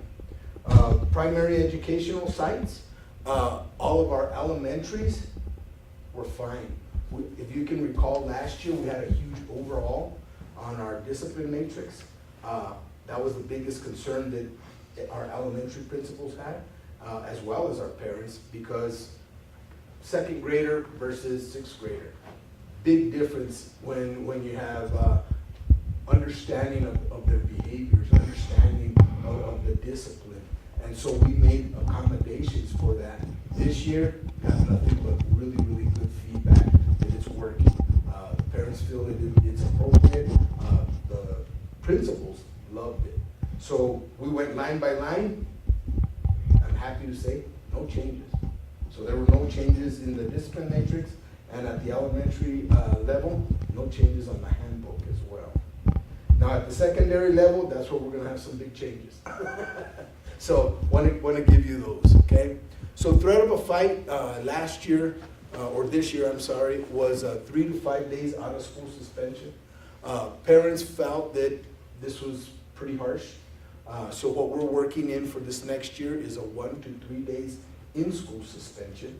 And this is gonna include the sharing of videos. Our principal said, but they're having a lot of problems with the phones. And so it's turning everything from, hey, look, you got beat up at school, and I'm sharing this video with other people, which then turns into bullying and harassment, which then turns, the phones have become a huge issue. And the parents agree with that, as well as our administration. They're fed up. They've said, we've tried everything under the sun, and so they're asking, and the parents are responding that they realize that that is a distraction. The next one on there is the bullying and harassment. Something that we saw at the high school level as well as at the middle school level, where they end up doing stay away contracts. So if we're having an issue, Mrs. Diaz, and we, quit bullying me, please, I'm a nice guy, and we have mediation, and you say, I don't want to do a stay away contract. I don't want to participate. I don't want to. So at that point, they're wanting to go ahead and move to, then that sends them to the second offense. So if you look at those discipline matrix, each of those have for each of the infractions, it's progressive discipline, right? We don't go ahead and go from 0 to 100. Everything is in incremental steps. With what we're doing is talking to our students. We're visiting with our students. We're trying to get to the root of the problem, not just dealing with the problem. And I'm very proud of our principals. The bad part is it time consuming? Very time consuming when you're dealing with discipline. Because to get to the root of the problem, a lot of times that takes a lot of conversation with the students and a lot of research. The next one on there is the drug and alcohol. The change there is going to be that on the first offense, we had it as a second offense. We did a prevention program, and they said, why are we waiting? This was driven by the parents. Why are we waiting? If we have a first offense, let's go ahead and start the drug prevention program. And I thought that was an excellent point to make, and so all the administration did agree with that as well. And then we're getting to the biggie, right? The cell phone. So the cell phone for the secondaries, there will be no cell phone use in the buildings, and parent pickup for all confiscated electronics. So what has traditionally been, there was too much to put in underneath the cell phone for this year. We had 2 different applications at the middle school. When you ended up getting your phone taken the first time, you got your phone back. The subsequent times, then parents did have to come in. At the middle school, you were allowed to go ahead and use the cell phone before school, after school, and at lunch. That was a big difference there. But in the building, we weren't allowed to use it. At the high school, you were allowed, as long as you weren't in the classroom utilizing your cell phone, you could go ahead and utilize your cell phone in the hallways. You could utilize them at lunch. You could utilize them in the commons area. You could utilize your cell phone. The biggest problem that we're having with the cell phones is the distraction. There are constant distractions in the classroom, and this is the reason why they're asking for this. So on our cell phone policy, we're looking at no cell phones in the building, and the reason that we're going for parent pickups is we're asking the parents to be more involved, so that the parents can understand what a distraction that they are. So the kids will have their cell phones confiscated. They'll be held in the safe, and then when the parents come, then the parents will be able to go ahead and pick those up. The high school, this is a huge one for the high school. The middle school has been doing very similar, with the exception of the first offense. It was a student pickup, and so that's going to change. But this is to help have the kids understand there's a time and a place, right? Especially for the high school, when they're off campus, nobody's gonna bother you how much cell phone you use before school or after school. But when school is in session, those phones have to be put away. Yes, ma'am. So, I have two questions on that one. So one, and you were saying at lunch, even if they stay on campus for lunch, even if they're outside on those picnic tables and all, they can't use their. That's their personal time, so that they can utilize that, but let's say the bell rings and they're coming in from lunch into class and the bell has already rang, those phones need to So be class put away. time, they have to. Yes, be- ma'am, absolutely. Okay, so the other thing that concerns me a little bit, and I just speak from a personal position, there are some situations where people have to have their phones on them at all time for medical reasons, like glucose monitoring or different things like that. So I understand that there are IEPs or 504s. Those will supersede. And I understand that, but the only concern I have is there are multiple staff members out there that aren't always privy to the 504 or the IEP, or substitutes come in and confiscate those. And so I think we have to be really cautious when we're having staff involved in the enforcement. I think it's important to have this on the books and hold students accountable, because it means nothing if we don't enforce it. But the flip side to that is there are these special circumstances, and so I'm a little concerned about that. And it is gonna be a huge change and a huge step for the high school. This is, at the middle school, they've been struggling for a while, but they've done actually really, really well. At the high school, absolutely, this is gonna be a whole new ballgame for them. But due to the administration and the amount of distractions, the amount of fights, the amount of bullying and harassment that they're getting from the phones, they're trying to alleviate that so that we can focus more on our education of our students. Madam President, members of the board, so one of the things I hear you saying is we have to make sure that in the fall, when staff returns specifically at the high school, that they really talk about how they're going to handle the confiscation and have conversations with students. What we don't want is Gestapo agents walking in the halls with their phones out of hand, but making sure that we're treating our students the same way we would want to be treated as, not necessarily adults, but responsibly. And so having those conversations and how you do that. So I think we just need to make sure we have a good conversation with our staff at the high school, is what that looks like when it's perceived that a student may be in violation, how is that addressed, and what the conversation looks like, so that if there's an issue where it's a glucose monitoring or something like that, that can be quickly identified and addressed, and the student can be sent on his way to class or whatever, and that not escalated to a conflict that you're worried about. The dialogue is critical. Absolutely vital. Absolutely. The other And the piece, flip- oh, I'm sorry, No, I'm no. sorry. The other piece is also, parents brought up, if our students aren't gonna be on their phones, teachers, other staff members should not be on their phones as well. And we agreed wholeheartedly with that. If we're gonna ask our students to do it, then our administration, our teachers, our custodian, they have to also abide by that as well. I'm 110% on board with all of that. I think the same issue applies for those same reasons, so I just think the dialogue is critical. It's gonna be a really interesting year.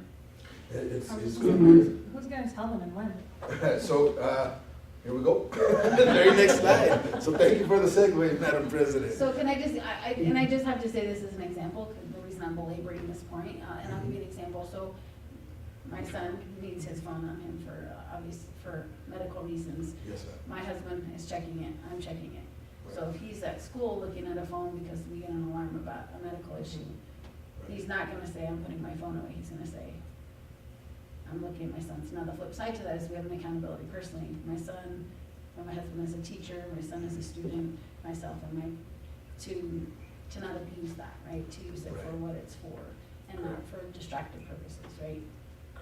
But that's where that becomes a concern. Absolutely. And there are, it's like everything. There's always gonna be exceptions. We have to be prepared for those exceptions and how we're gonna handle those. They're absolutely a distraction. I'm super thrilled about this. Okay, so how are we going to go ahead and communicate this information? Administration will communicate with students via a class assembly.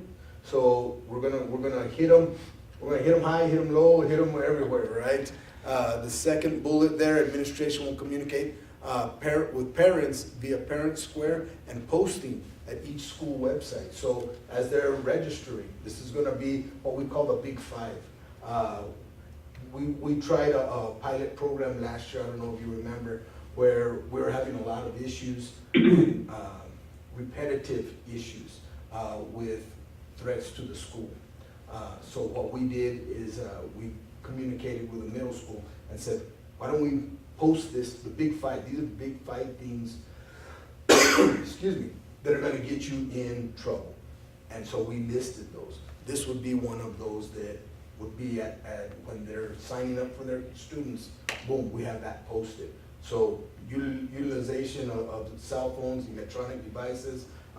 When I say electronic devices, also the earbuds, those are, they're driving everybody crazy because what's happening is they have the earbuds in, they ain't hearing a word the teacher is saying, they're not hearing conversations of discussions in the classroom, they're jamming out, right? And again, going back to that distraction, so electronic devices as a whole.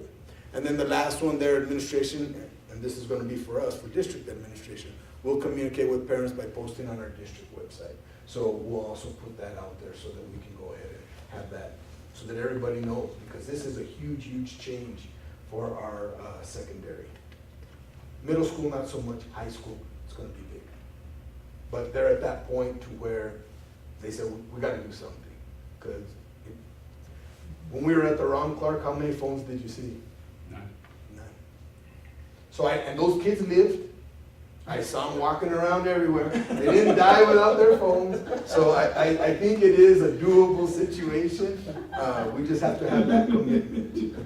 But they did get detention if they left their iPad in the class. Correct. So those iPads, Silent their detention. devices were on them at all times, or they got disciplined for not having them, so. And Madam President, members of the board, I just want to add to that component.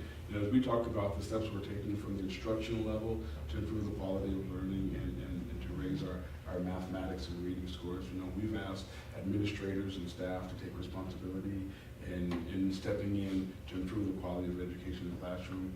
You know, what I hear from this from the high school and middle school is asking the students to visibly express that commitment to their learning when they're in the learning process. And so by putting away those devices and having those earbuds put away when it's not appropriate, they're reaffirming their commitment to their learning in those moments, being present, right? And so I think it's important that we reiterate, this is not about a punitive process. This is about ensuring that students are present and active in their learning.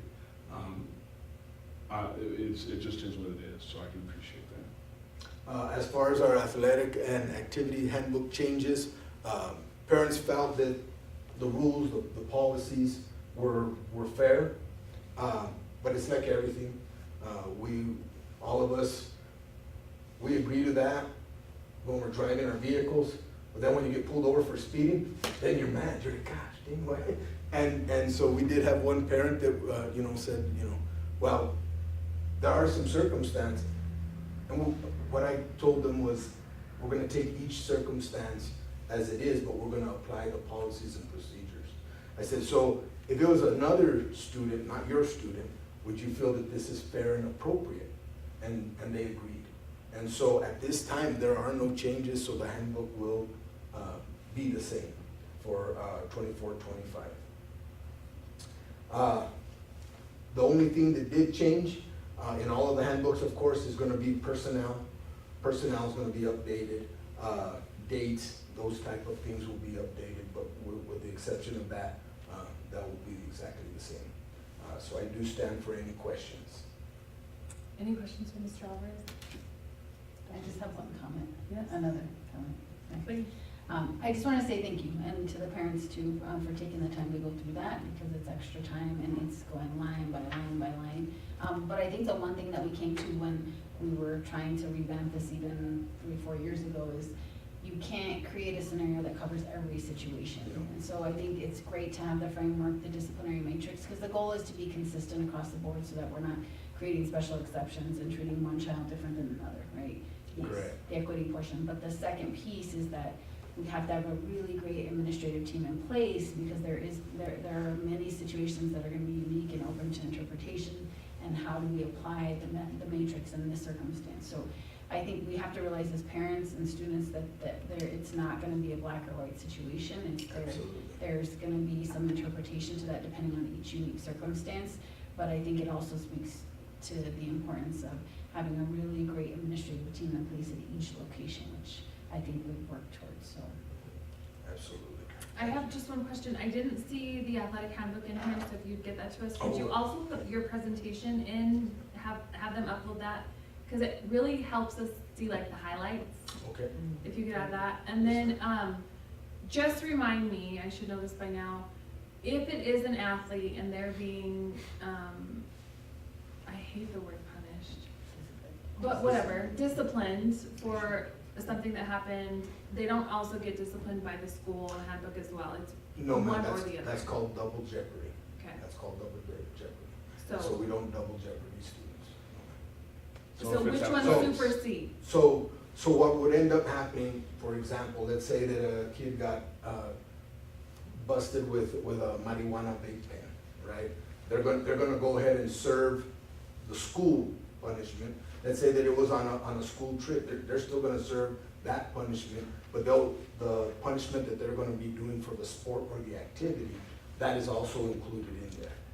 And so they put themselves, so as a athlete, as a person, when you sign that contract, the athletic contract, you're saying, I understand these rules and understand.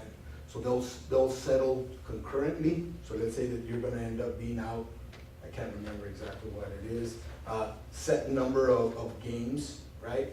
It can get reduced if you go ahead and do the drug and alcohol program, which that's what we're putting in there for the first offense. So that's gonna change that piece. So they can do that, serve the time concurrently, and then they can be back out on the field. And then they don't have any consequences from the school handbook? It's Well, just those would be put together. Okay. It'd be put together. So if you're out for a 4-day out-of-school suspension, it's 4-day, and you're also gonna do the 4-day for the athletics This as is the well. same time. It's for Same the time. Okay. Mhm. All right. Any other questions? Yes, thank you. Thank It's you. always quite an undertaking. Next up, Associate Superintendent Cindy Barris. Good evening, Madam President, members of the board. I'm gonna go pretty quick, because like Mr. Hawkins, I'm down to a sliver of power, and I left my power strip at home. So for enrollment, we don't have an update. NOVA from the state was having to be updated, so all of our enrollment had to cease. We couldn't do anything with it, we couldn't make adjustments, so I don't have an update for that. For the CTE adoption, as many of you know, each class is different. So it's not like reading or ELA or math where we do a whole adoption. And so since there aren't really any concurrent classes that are the same, each teacher was able to choose their own. So some teachers went with ICUB, which is an online program, and some teachers have books as well. So it looks a little bit different. We don't have one solid program that we're looking at. And then for the health adoption, we do have one solid program. And that health adoption, remember, you can take health in 8th grade as well as at the high school. So that health adoption covers Cliff, La Plata, and the high school at $23,000, and Saddles was chosen. Any questions from Mrs. Any Barris? questions? If you take health in 8th grade, does it count as your credit at the high Yes, ma'am, school? it does, as long as you pass it. As long as you successfully pass the course, it will count for your credits. Yes, ma'am. That's new? No, that's the same.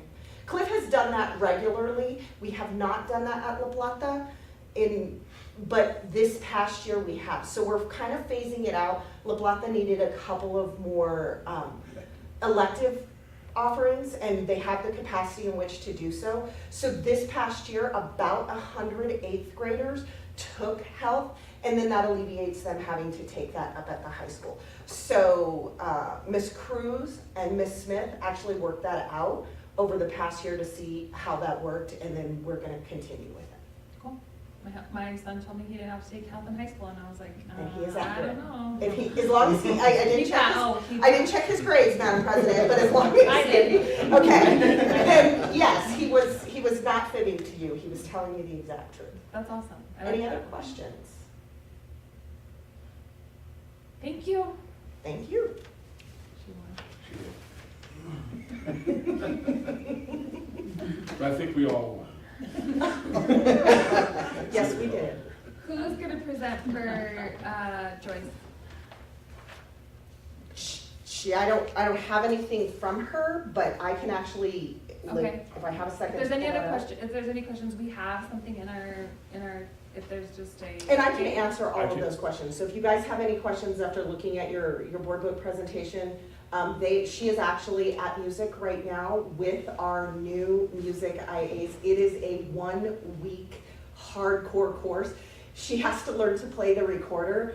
They have homework every day. It's actually 2 weeks, and then they come home and then they go back. And so our new employees that don't actually start until July have elected to go and are super excited about. So it's music right now that's happening, which is why she is in here to present for us. And so, Madam President, members of the board, just to echo your sentiment, what she did provide was an end-of-year wellness room data report. And so you can see the accumulation of visitors and non-recurring visitors for our wellness rooms. You can also see the reasons and percentage for visits on page 1. Then on page 2, you can see that continuation of the reasons why it was used. She had highlighted specific references to the Gila Regional Medical Center, 5 students for suicide ideations over the course of the past year, which again is a testament to the need for these rooms, for students to be able to identify or articulate in some way, shape, or form their needs, and for the wellness room social worker to be able to identify what that information means and make the necessary references for those students' well-being. And so you can see that information for La Plata and Silver High School. I'd like to add we are fully staffed in those rooms with credentialed people. Of the 6 of the 8, remember 2 of those are interns with the colleges, but we are fully staffed of the other 6 with credentialed people. The wellness room checkout data indicates that 85% of students reported feeling better upon leaving the wellness room than when they entered it. 17% felt the same after being in the room. And there was an interesting that 1% reported feeling worse, so I'm not sure what that indication is, right? But the data is, as Ms. Barros often says, is. And so they use that data to go back to reflectively look at their practices and what they can do to continue to improve. But after a 1-year implementation, you can see the impact that this has already had. Awesome. Any questions for Mr. Hawkins or Mrs. Barris on that? Or they can ask Joyce, obviously, when she's available. Thank you. All right, next on our agenda is Director of Finance, Ms. Michelle McCain. Good evening, everybody. On the May 10th meeting, I failed to provide my increment schedule along with all my salary schedules and my budget, so I have presented for you today. We had just a couple of changes. We didn't remove the co-op sponsored position, but we've kind of put it on pause because we have the innovation zone clerk. And so with that person in place, we don't really need a co-op increment to be available for our students. But if that position should go away, then we would probably look at bringing that back to use again. We have added to our increment schedule this year. Cliff Golf was able to qualify for a position on the increment schedule. They have to have 3 years of steady attendance or steady participation numbers, and then they can look at being added on. Those 3 years, they use fundraising to fund the activity or sport that is looking at a potential place on the increment schedule. And in the same way, we look at any of those increments that we have in place that have not been used and do not show active participation. And you'll see that with our chess. We didn't have any or very little participation in chess, and so that was replaced with esports, which we have a lot of participation in, and it's growing on a regular basis. Yes, sir. Did you just add that the chess process was a 3-year phase out Yes, as well? same So process. we got together and they again, to put a process in place for evaluating programs and phasing them in for full funding. And likewise, if you don't have certain numbers, you don't automatically lose funding. There's a process over 2 to 3 years of evaluating that before you, for lack of vocabulary, are disqualified. And it's got to be pretty drastic for you to lose that funding. But it's done so that we're accurately, funding all of our positions and such. So I just wanted to add that to that. And because there's not an unending amount of money for these, It actually activities and. No, actually, there's an end. And so that's why we have to have, a process to bring them on and also to see them, Sunset. be removed. We have starting, I believe this year, or no, last year, was Cliff Cross Country is starting the 3-year implementation process to then become an increment on the schedule. And those are the only changes that I know of this year. We were not able to do an all-over increase to our increment schedule because we barely need budget, so. We do. Sorry. Okay. But I stand for any questions on our increment schedule. Any questions on the increment schedule? I just have one, and I really appreciate that process that you guys have implemented and created and adding and removing. And again, we don't ever want to see any program go away. But do we also take into account how many assistants are needed per sport based on enrollment or participation? How many are required? Do we watch that too, rather than taking away programs or adding programs? Do we also look at necessary staffing for those programs? So if I can answer that piece, what we're looking at is what is required to actually be competitive and what the NMAA requires to be competitive. So if you're going to be competing in chess or if you're going to be competing in NHD, or there are qualification numbers, and so those are the numbers that we're looking at. If you have additional numbers like we have for esports, what we're trying to do is we're trying to say where is the desire and the drive for the students. And so we can't be continually funding for sports or that are no longer having that interest. So to your point, there would be no point in having 2 chess coaches when you have 3 kids. Right. And so as the numbers start to dwindle down, so do the numbers that are required to go ahead and fulfill that supervision and coaching role. So Right.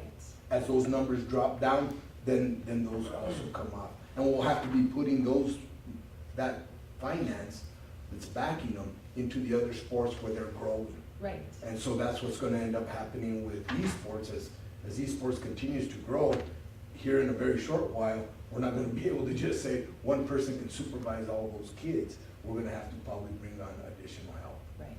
And you see that in some sports too, where Absolutely. certain programs are growing and others are dwindling, and so there's that. As interest change. The other thing that we have also implemented in there is a coaching portion. So working closely with the ADs, you end up running into, well, I'd go out for this sport, I'm not gonna say sport because then someone will say, you're saying something that. But Don't say I'm going out for tiddlywinks, right? Because that's what I wanna do, but you know what? That coach is still there, so I'm not gonna go out. Well, if we start to have those issues where we're not having success, then we need to lean back on our athletic directors. How are we evaluating our coaches? And what are we doing about that? So that's why, to Mr. Hawkins' point, it's a drawn-out process so that we can provide feedback and we can also look at, well, are you drawing kids because of the type of coach that you are, or are you pushing kids away because of the type of coach you are? So it all plays into that. And while we're on that subject, whenever we get a chance to get that Title IX report that he does once a year, could we get that in our board packet? I don't know when that goes in. So that'll be coming up in September. That's what I thought, okay. That'd be great. Huh? We forgot about, we didn't forget, but I knew that was coming up annually, so we'll get that for next year. Okay, any other thing for us? Any other questions for Michelle? All right, awesome. I will make note of the additional award from the state for our SEG for, that was resulted in $111.20 additional for every unit that we have, which correlates to another $493,000 that will kind of help offset the loss that we had in our transportation budget. So, When did that happen? June 10th, I believe, we got a letter from the PED saying that they were gonna increase the unit value. They had looked at things and needed to address it. So we'll be able to, I'll present a bar to you, I believe, either in July or August, depending on when they send us the information, and we'll put that money into budget. Are they still looking? We hope. We hope transportation's looking hard. Or it's at?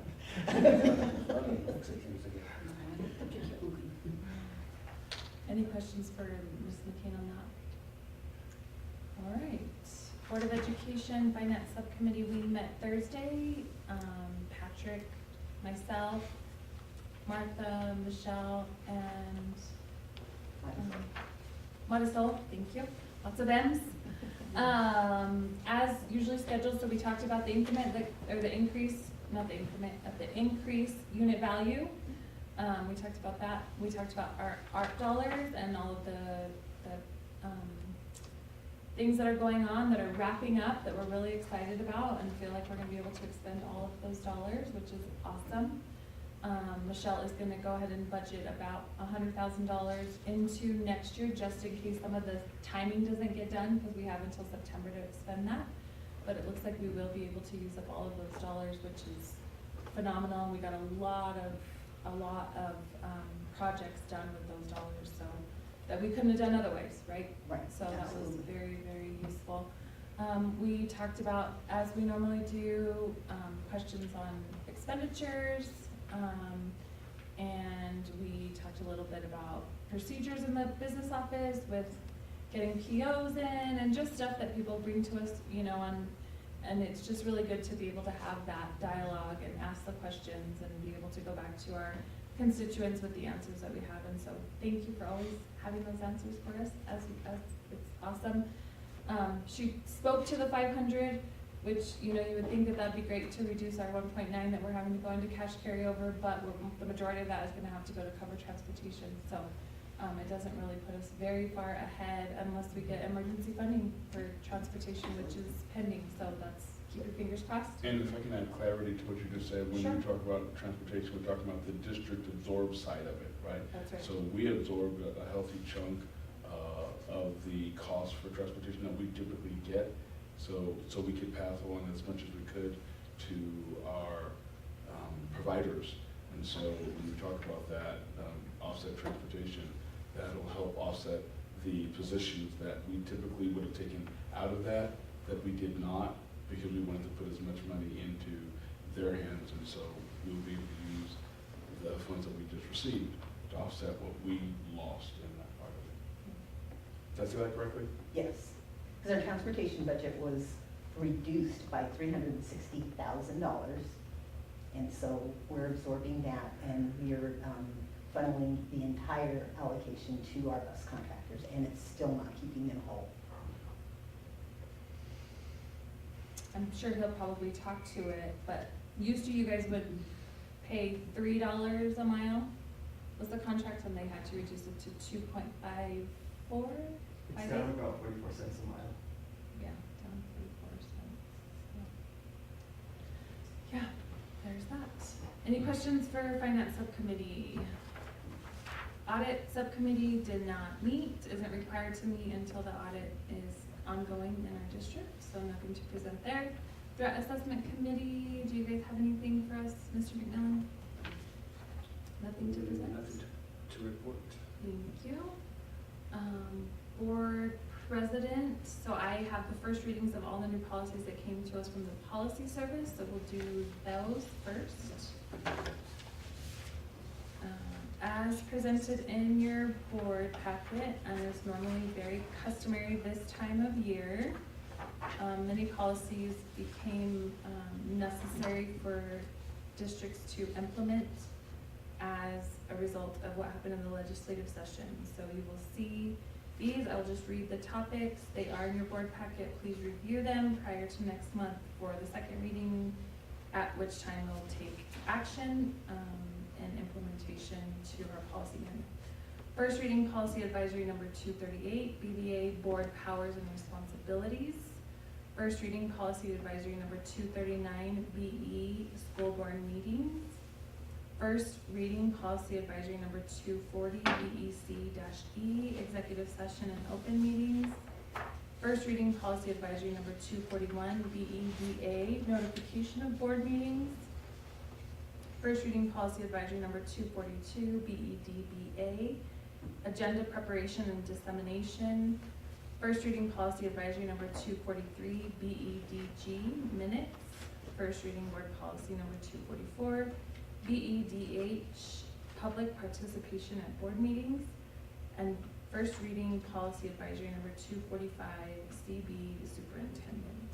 So all very relative to us. Let's get familiar with those. I thought there was one in here about increased time for trainings, but I think that was for new board members. I think it's in there though, so we need to get familiar with them. And I'll stand ready for any questions if you have any of the policies. If there's any questions regarding the implementation of the policy language, she'll let me know. If we don't have the information, we'll reach out to Joe Guillen for the board to make sure that we get clarity on any questions you may have between now and then.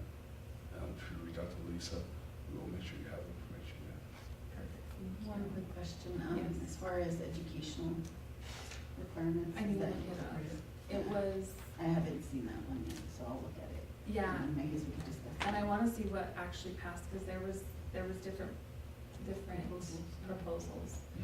It seemed like the last time I looked at it, it was more for new that was increased, and there's like a specific set of stuff that you've got to do.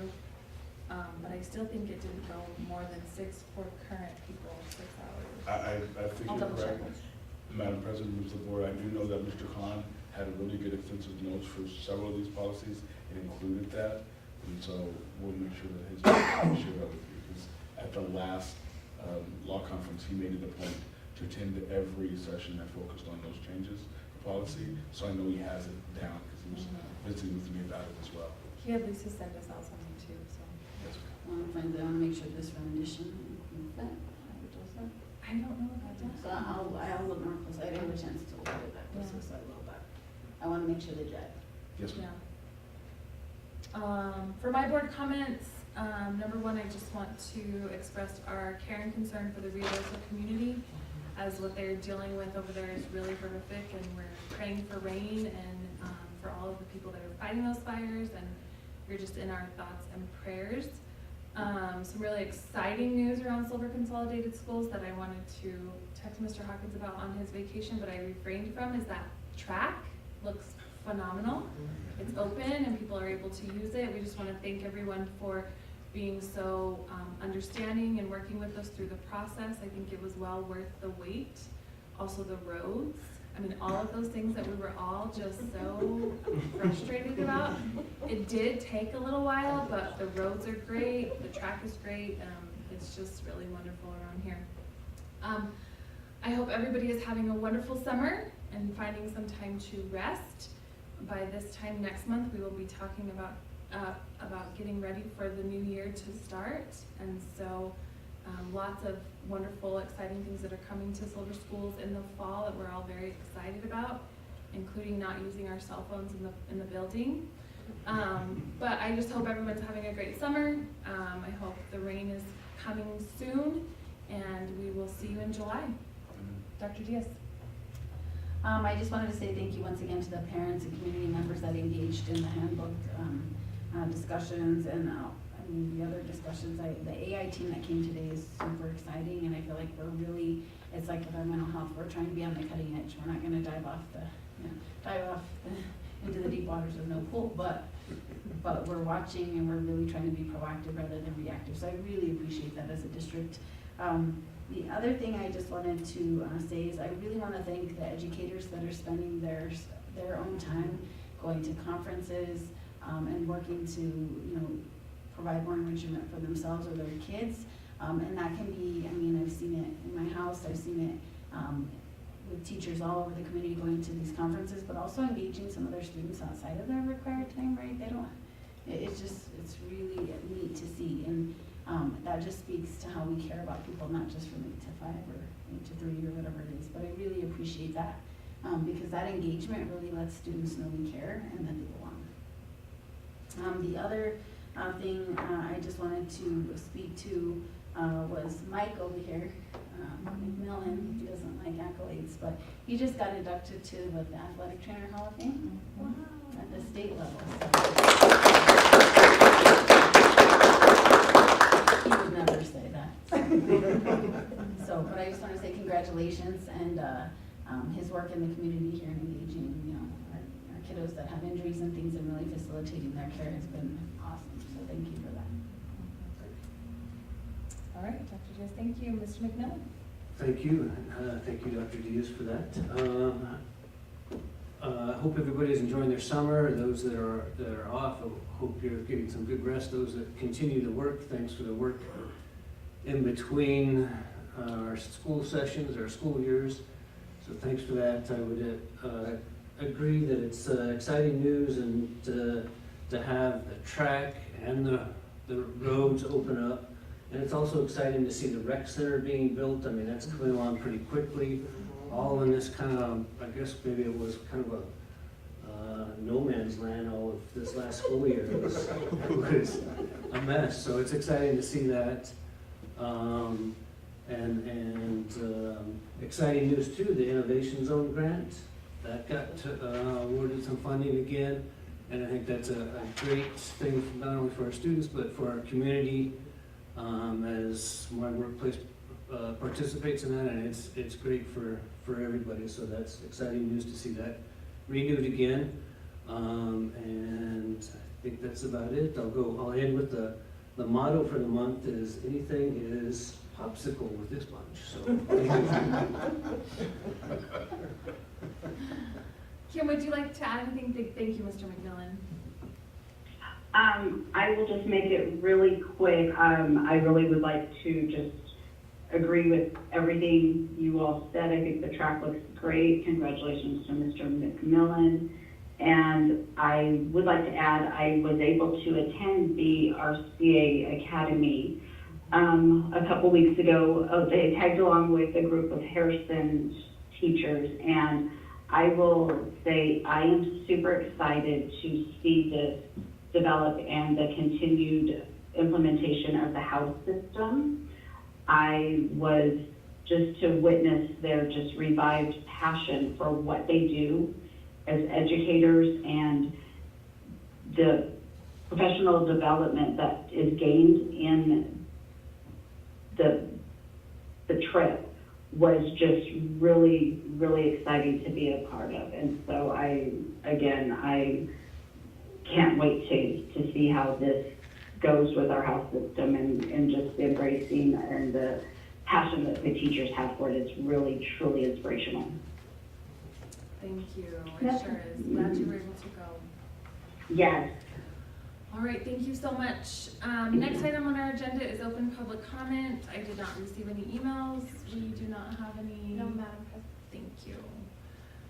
Action item of our agenda is the consent agenda approval of budget finance purchasing. I'll turn it over to you, Mrs. McCain. Okay, this evening I ask for your approval for checks written in the month of May that totaled $5,032,771.71. We have no budget adjustment requests for this month. We have no awards of bids and proposals. And we have a wonderfully long list of donations for our athletics and activities. I'll begin with the Elks Lodge that donated $500 to Silver High NHD. Allison and Daniel Hennigan, who donated $1,128.20 to La Plata NHD, Town of Silver City, which donated $2,000. I believe that was to La Plata NHD as well.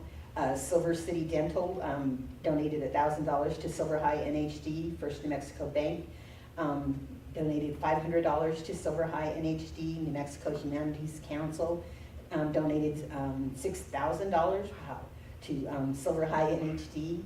AZ NM Property Holdings, Silver City, donated $3,000. I believe that's McDonald's? Yes. So McDonald's donated $3,000 to Silver High NHD. Action Realty, Dale Spurgeon donated $500 to Lady Colts. Cadasas Funeral Chapels donated $500 to SHS Lady Colts. And for all those donations and contributions to our students, I ask our gratitude and thanks for their participation in our, with our activities and athletics. I have no conflict of interest disclosures or disposal action items to present for y'all. And so for these things, I ask for your approval this evening. Thank you. So for checks written and donations? Yes, ma'am. Perfect. Do I have a motion? Motion. Motion by Dr. Diaz, do I have a second? Second. Second by Mr. McMillan. Any discussion? Thank you to those community sponsors as month after month. Couldn't do it without them. We are blessed by them for sure. Any further discussion? Seeing none, all those in favor signify by saying aye. Aye. Any opposed? That motion passes. Next item on our agenda is transportation. Mr. Antonio Andazola, our transportation director, welcome. Thank you. Madam President, members of the board. You can take the Oh. We're really official here. I know, it's my first time, so I'm pretty nervous. You're good. Madam President, members of the board, Superintendent Hawkins, I am asking for your approval for our fleet service contracts for the upcoming school year. As you know, we did take a hit in our transportation budget this year, so we have been open with that to our contractors to let them know the situation and that we have applied for emergency transportation funding. Should we get approved for that, we will go back out to our contractors and do some money with them to help cover some of these costs. Any questions for Mr. Andazola? I guess my only question would be, if we receive that emergency transportation funding, will you guys go back and try to do the $3 a mile? We will go through and make the adjustments based on, to cover some of our costs as well. And then we will go through and work with our contractors to make sure that they get a good portion of that as well. Okay, sounds great. Any other questions? All right, you did great. Thank you so much. These are the originals? Yes. Perfect, thank you. I think we also have them, did we have them? We don't have them. I'll need to sign them, huh? Yeah, got it. Thank you. Thank you. All right, so, still on our action items, consideration and approval of the superintendent's 2024-2025 contract. Do I have a motion? Madam President, motion to approve. Thank you, Mr. McMillan. Do I have a second? Second. Second by Dr. Diaz. Any discussion? We're excited to have you for another year. I feel like we're going in a great direction, a great trajectory, and we want to continue that. And we appreciate your work for the district. Appreciate it. You get great leaders on the board, so it makes it a lot easier. Thank you, Mr. Hawkins. Thank you, and please stay forever. We have a motion and a second. That was discussion. Any further discussion? Seeing none, all those in favor signify by saying aye. Aye. Any opposed? That motion passes.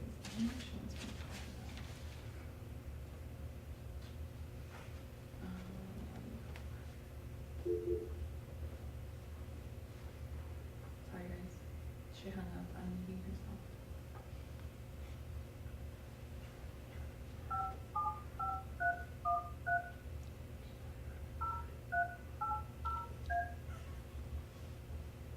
All right, consideration and approval of the 2024-2025 student handbooks and discipline matrix. Motion. Hi, we are doing consideration and approval of the 2024-2025 student handbooks with a motion by Dr. Diaz. Do I have a second? Second? Second by Mr. McMillan. Any discussion? Thank you for your work on that and getting it to us timely for approval prior to the school year beginning. We like that. Did I ask for a motion?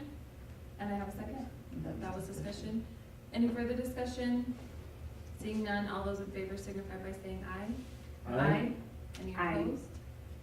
That motion passes. Consideration and approval of the updated special education manual. Motion, please. Motion. Motion by Dr. Diaz, a second. Second? By Mr. McMillan. Any discussion? Just wanna make sure that the page 291 to be sure we're in compliance. Yes, ma'am, absolutely. Duly noted. Any further discussion? Seeing none, all those in favor signify by saying aye. Aye. Any opposed? That motion passes. Consideration and approval of the IDIB application. We do not have that. We will table that for our future meeting. So motion to table? Yes, please. Motion? Motion to table.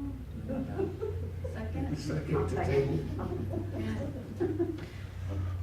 Any further discussion? I hope we have money before July 1. That would be nice.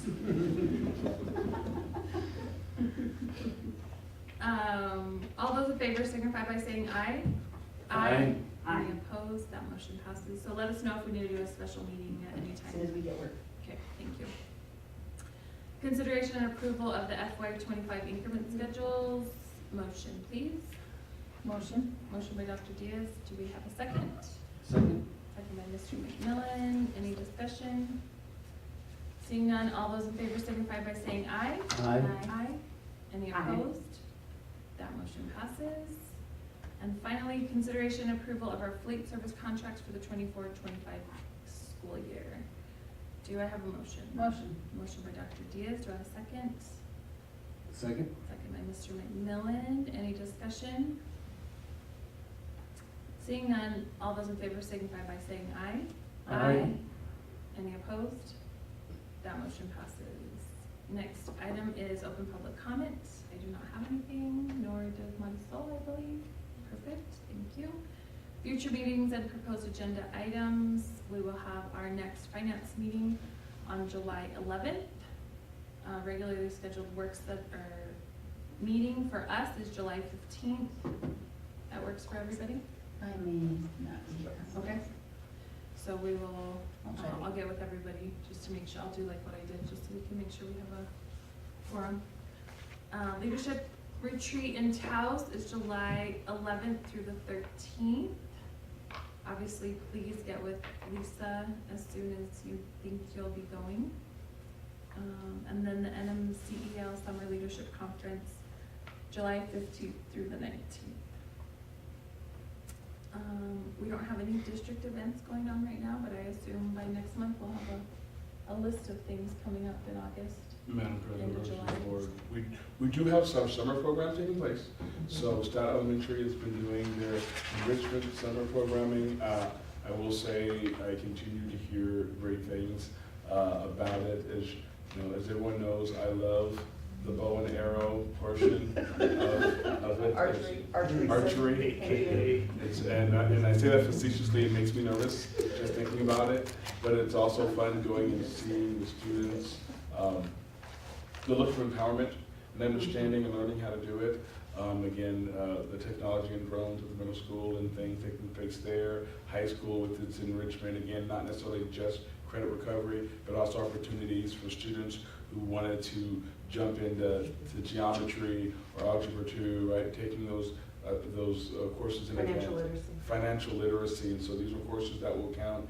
So if they were trying to free up room in their schedule because they wanted to take other classes during the year, there was an opportunity for those students, as well as students who needed to recover credits that were lost for a variety of reasons.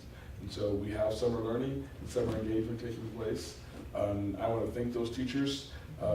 Yes, they're being compensated for their time, but historically, when you're a teacher and you get this time to decompress and be with your family, to jump back in immediately and go, you know what, I'll do another 3 weeks, is commendable. We have 1st through 6th grade at the elementary, middle school, 7th and 8th grade, and then of course we have the programs at the high school.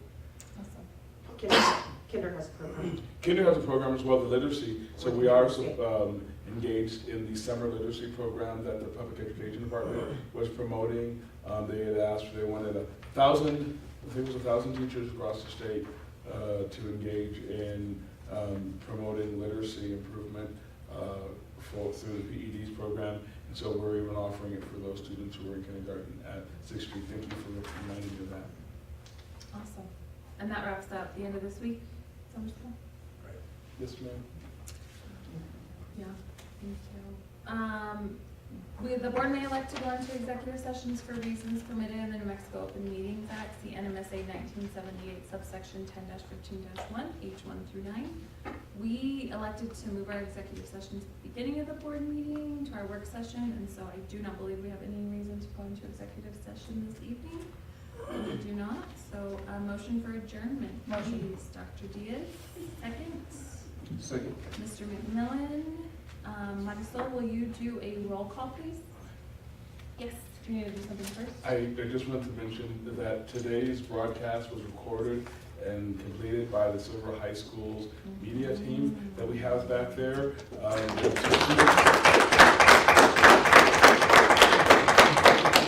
Mr. Ben Potts is away with his family, doing a family requirement overseas. And so we'd like to thank Silver High's media team for coming over and stepping in. Specifically, Cooper Urban is with us, and Dane Kopenicki. Yes. Yes, thank you for joining us. Perfect. Sorry, I didn't. No, thank you. I appreciate that plug. Yes, thank you. It's exciting to see all they're doing over there. All right, motion for adjournment. Dr. Diaz made a motion. Mr. McMillan made a second. Marisol, you will do a roll call. Yes, Ashley Montenegro, Yes. Michelle Diaz, Yes. Patrick Kahn, Mike McMillan, Yes. Kim Clement. Yes. Perfect. We are adjourned, and it is 8:23 p.m. Thank you, everyone. Thank you, gentlemen. You can cease the recording.